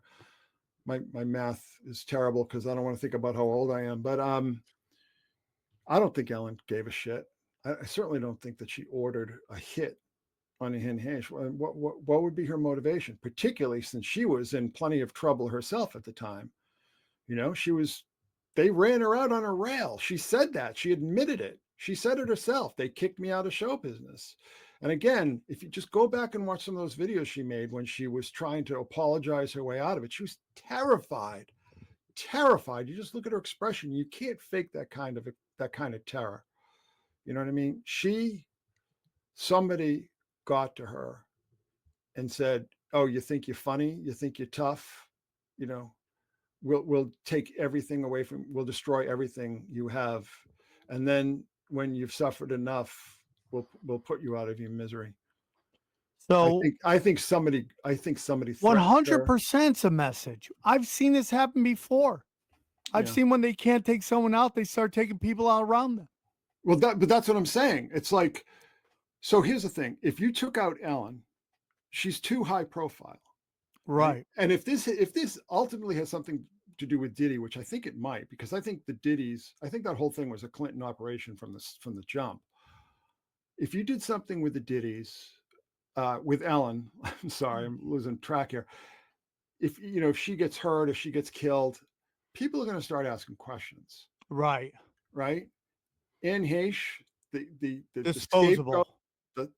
And that's the other thing too. The dogs that these witches would kill during these processions, were scapegoated dogs. And certainly Anne Heche was the scapegoat of everybody. You could take shots at Anne Heche all day long with absolutely no repercussions. It had been happening since she broke up with Ellen. Do you remember Chris Kattan did that impersonation of her on Saturday Night Live, but everybody was taking shots at her, and to this day. And then they're saying all this shit. The cops are saying, it's she was so drunk. crazy how we treat these kids after we know that they've been ritualistically raped. Like, it's just crazy to me, dude. It is. It's just crazy to me how we don't have any compassion for these people at all. Even the Britney Spears stuff, borderlines on like just constantly ridiculing her when we all know she went through that Mickey Mouse churn you out club.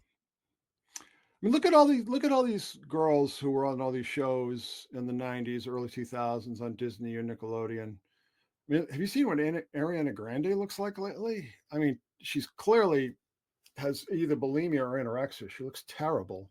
She was gorgeous, beautiful, beautiful girl. And now she's looks like a Skeletor. Fame does something to people, dude. No, it's not just the fame. I think the fame is part of it, but I think these girls get passed around like trading cards at these parties, particularly when they're younger. I mean, look at Amanda Bynes. All these, these girls that were on these shows, or even boys, I think things go on that we still haven't even heard about, even with all these, revelations with these films and documentaries. I still don't think we know the full story, because I think if somebody told the full story, they'd get Anne Heche pretty much. We got to think about Dan Schneider's never really did any time for anything. Who's that? Dan Schneider, the guy from Nickelodeon, the fat guy. Oh, Dan Schneider. And he's suing people. That's how that's how powerful he is. And I'm sorry, this is where I'm going to lose everybody. You know, if you take a look at my friends who got canceled, Brian Kell and Chris D'Elia, like they're excommunicated from places. They can't even bring their specials to any of these streaming services because they've been labeled as sex offenders. Yet Jerry Seinfeld and Jeffrey Ross are still working. Still working. Yep. That's how you know they did it. They're still working. I don't know if I'd use that criteria, but I'm telling you, bro. I mean, it's like, I'm not gonna go that deep because I don't know. I don't want to co-sign on you to co-sign anything I'm saying. Sorry, dude. It's 100% the truth. It's like these guys were taken out during this Me Too movement. This one guy, Jeffrey Ross, everybody, dude, the only guy with actual receipts. And nothing happened. He actually got bigger. He got a show on Netflix, The Roast Battle. It's like, come on, dude. It's like actually ridiculous, bro. have I told you what my theory is on Me Too, though? I think what Me Too was about is that even at that point in time, Hollywood was losing so much money that they knew the writing was on the wall. And they had to start clearing out all the overpaid deadwood, you know, Les Moonves, Harvey Weinstein, who else? I mean, whoever. These are all people who, you know, and then you had like those people that you're talking about who are almost like the collateral damage to this. But I think the entire operation itself, and if it wasn't CAA, it was somebody like that. No, I'm with you on that. And It there was was like also we've got to, you know, all these people. Harvey Weinstein had lost a lot of money for a lot of people for a long time. Like he wasn't making hit movies since the late 90s even. well, that's a big thing about P. Diddy. Why they think this went down because he's no longer making money, but they owed him all the money on royalties. Someone said the guy who made the most money in the 2010s in hip hop was P. Diddy. I believe it. When has he put out an album? When was the last time Well, that guy he put runs out Bad Boy, so Right, of course. So they owe him that. And then there's also, if you are brought up through the system and you try to go off reservation, do it yourself, they hate that as well. Prince, Michael Jackson. You also had Louis C.K., who was producing all of his own stuff. They don't like that, dude. No, if they've blown you up, they not. want that money. Yeah, they want to cut. Wait, who are we talking about here? We were talking about Diddy.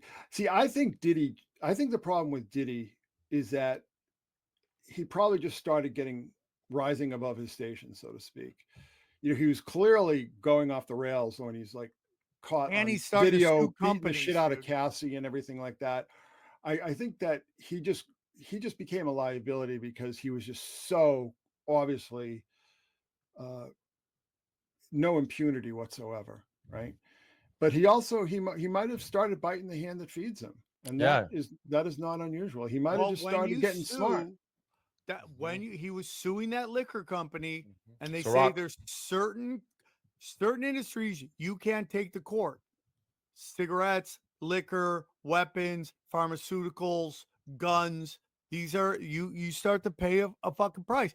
The guy who got blamed for the Vegas shooting, he was a gun runner. You're supposed to be invisible. Started suing casinos. Yeah. Well, I'm glad you brought that up because we talked about like what looked like dry runs, you know, that crash in Brooklyn and then the other crash in Indiana. I had followed this story because I knew this area very, very well from when I was a kid. Before the whole thing went down in Las Vegas, and I think it was like 23 days before, interestingly enough, there was a kid who bashed his family to death with a baseball bat. And then went next door and said, you know, I just killed my family. Can you give me medicine? You know, and he was naked and covered in mud. Well, I knew where that area was. He was maybe less than 5 miles from Fort Devens, which is one point was called the U.S. Army Intelligence School, but then became a supermax site of a supermax where people like Joker Tsarnaev and Bernie Madoff and people. I have my whole theories about supermax prisons. So this guy had no history of violence, was a music major at college, just flips out and kills his family.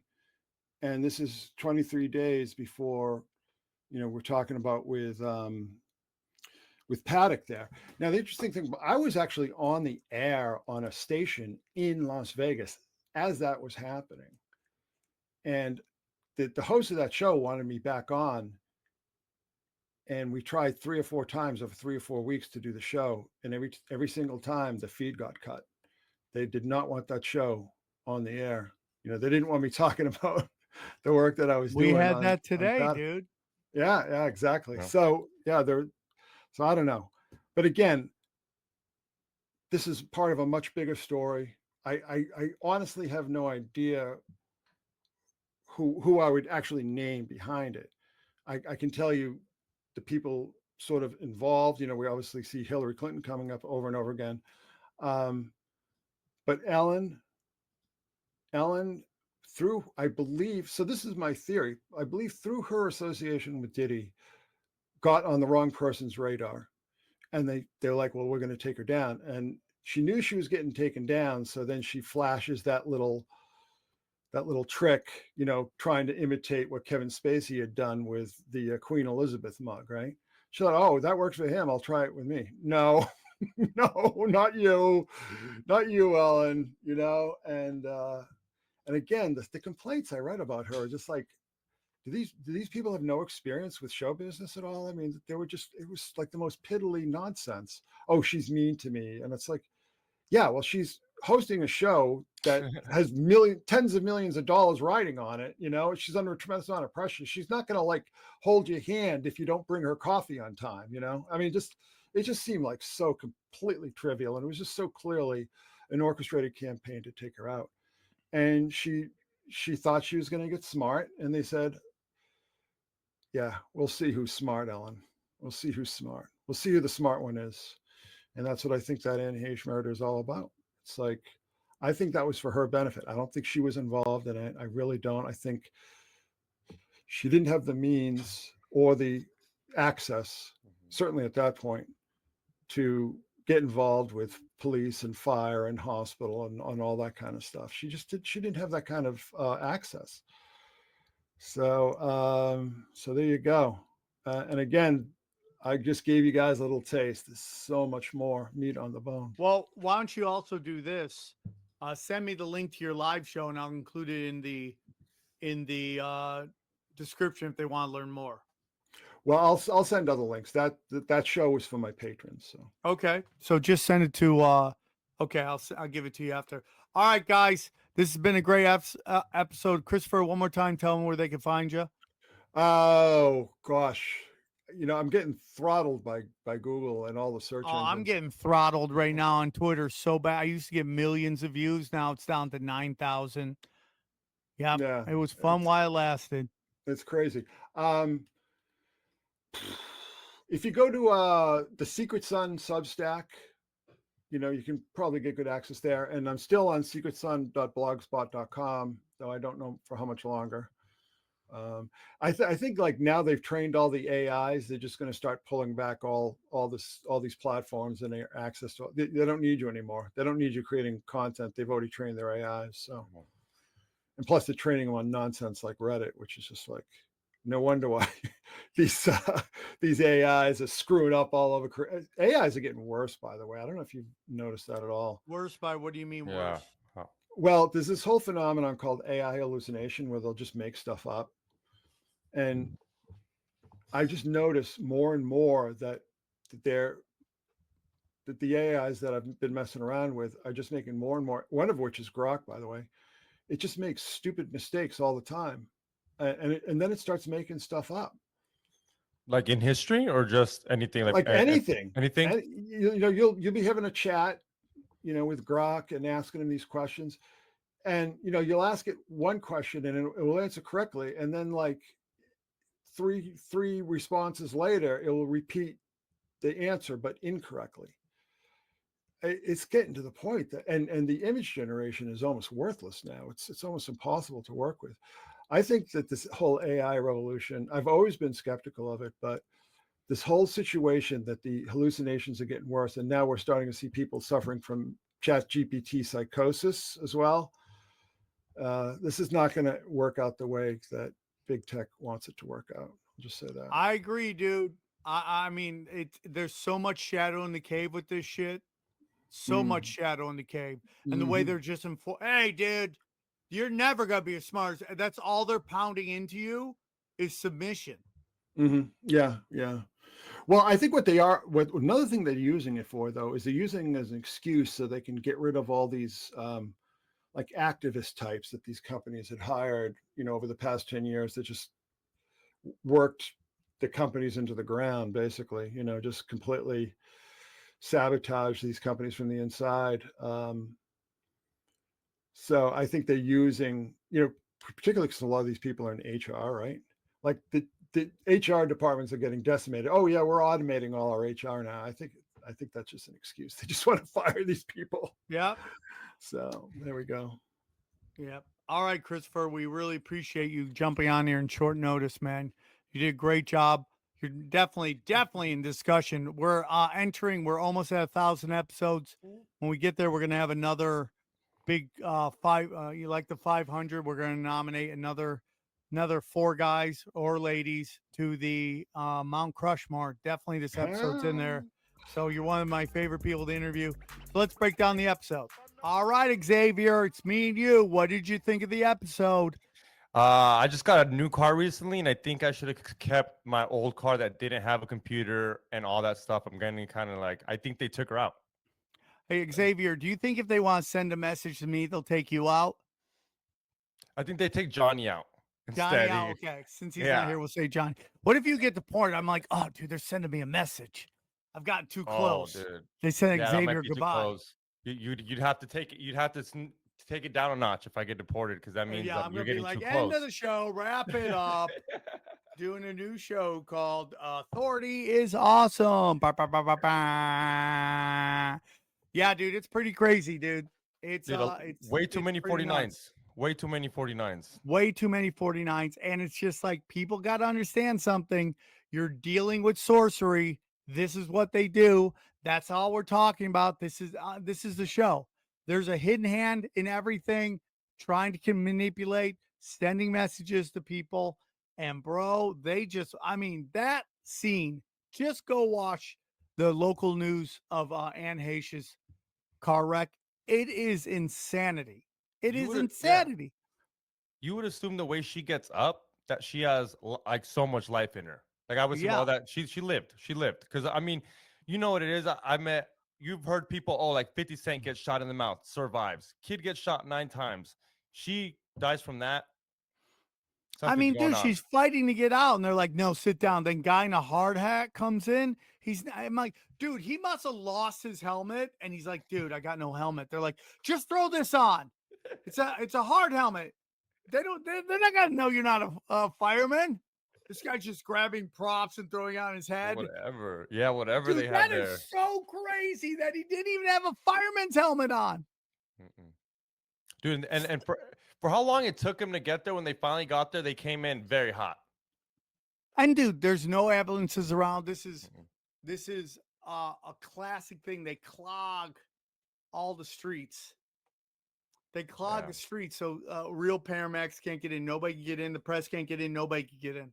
Or even like, the Citizens app, because a lot of people participate with the Citizens app, and when it's that packed, like you're right, you can't even get in. They don't want you to record anything.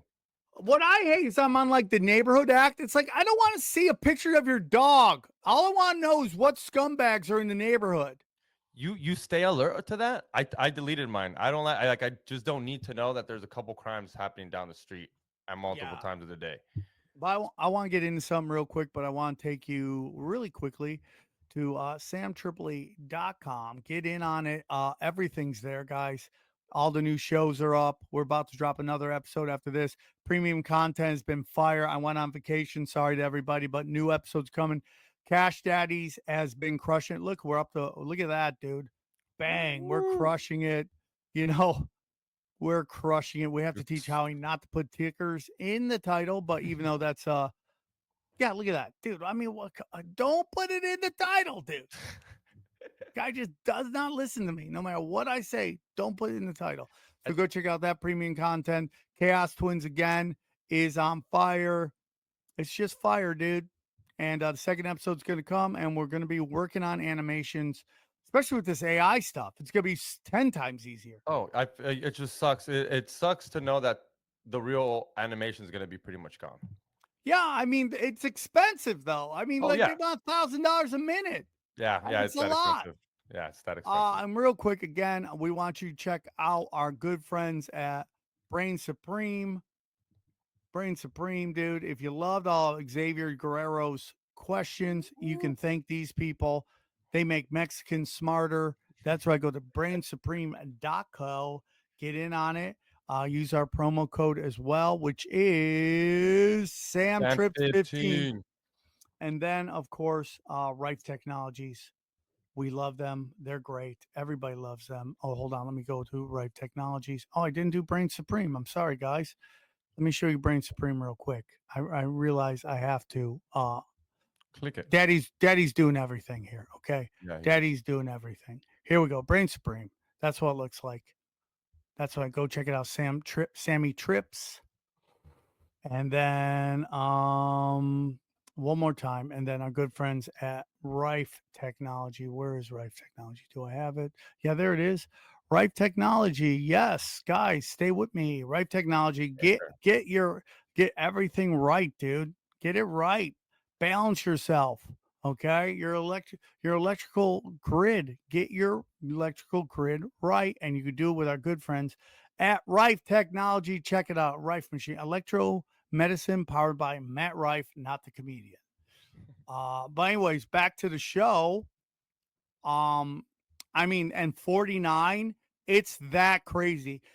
When I start hearing numerology stuff like that, that makes me believe in a simulation even more. That the numbers, the numbers always add up.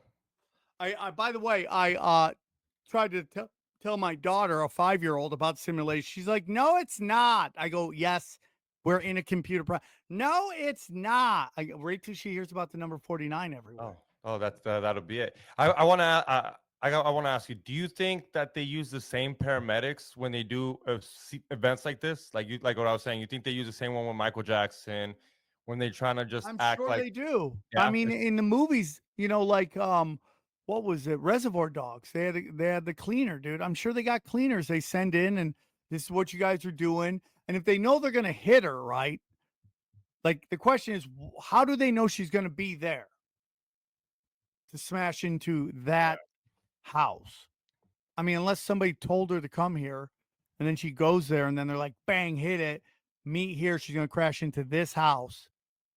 Just show up with the fire trucks, and then they tell the fire department don't show up because we got it all covered. these like city services groups are all like secret society Freemasons. Yeah. Like especially the cops. Why wouldn't the fire department be?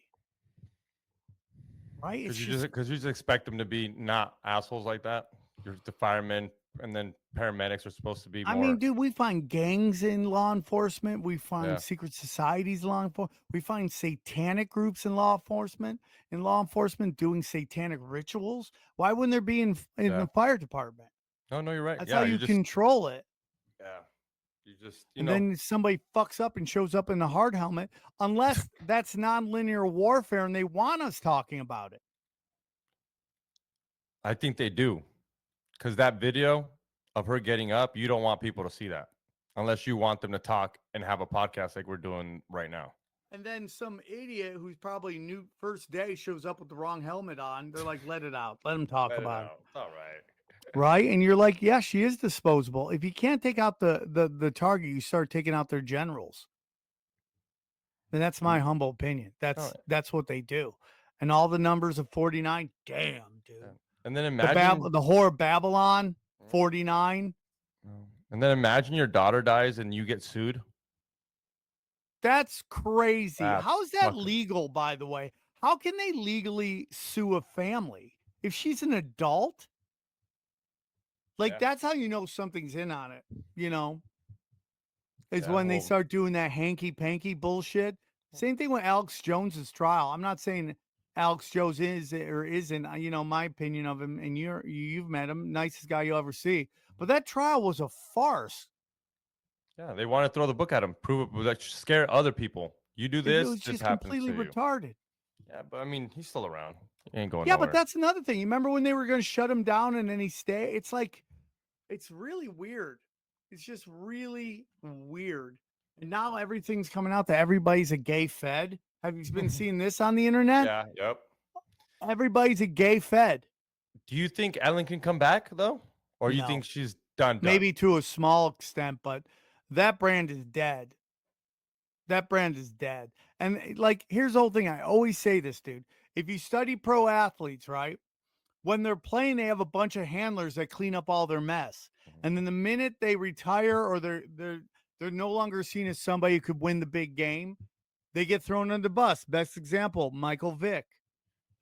He had Pepsi, he had Nike. He's doing all this crazy shit. They're cleaning it up. The minute they realize he's never going to win a Super Bowl, all the endorsements go away, and now he's left to his own devices, and they throw him under the bus. Yeah, that does make sense. Yeah, I don't right? care. So the minute you're no longer useful, they get rid of you. That's the And same like, thing. I I'm think. so, go on. Go ahead. Well, it's my opinion on what could happen with Israel and Israelis. Their brand is so dead. Why would you keep them there? I think they're going to Damn. flip the population, put a new population, and get rid of the fucking other people. Where do you send them? Just get rid of them? Get rid of them? You got to better move out. Goodbye. Get out of here. That's why they're all fleeing. Get rid of them, bring in a new population that's more controllable. That's brand isn't dead. Yeah. Fuck. I'm telling you, dude, that's how they operate. Everyone call me crazy, and they do. And they do.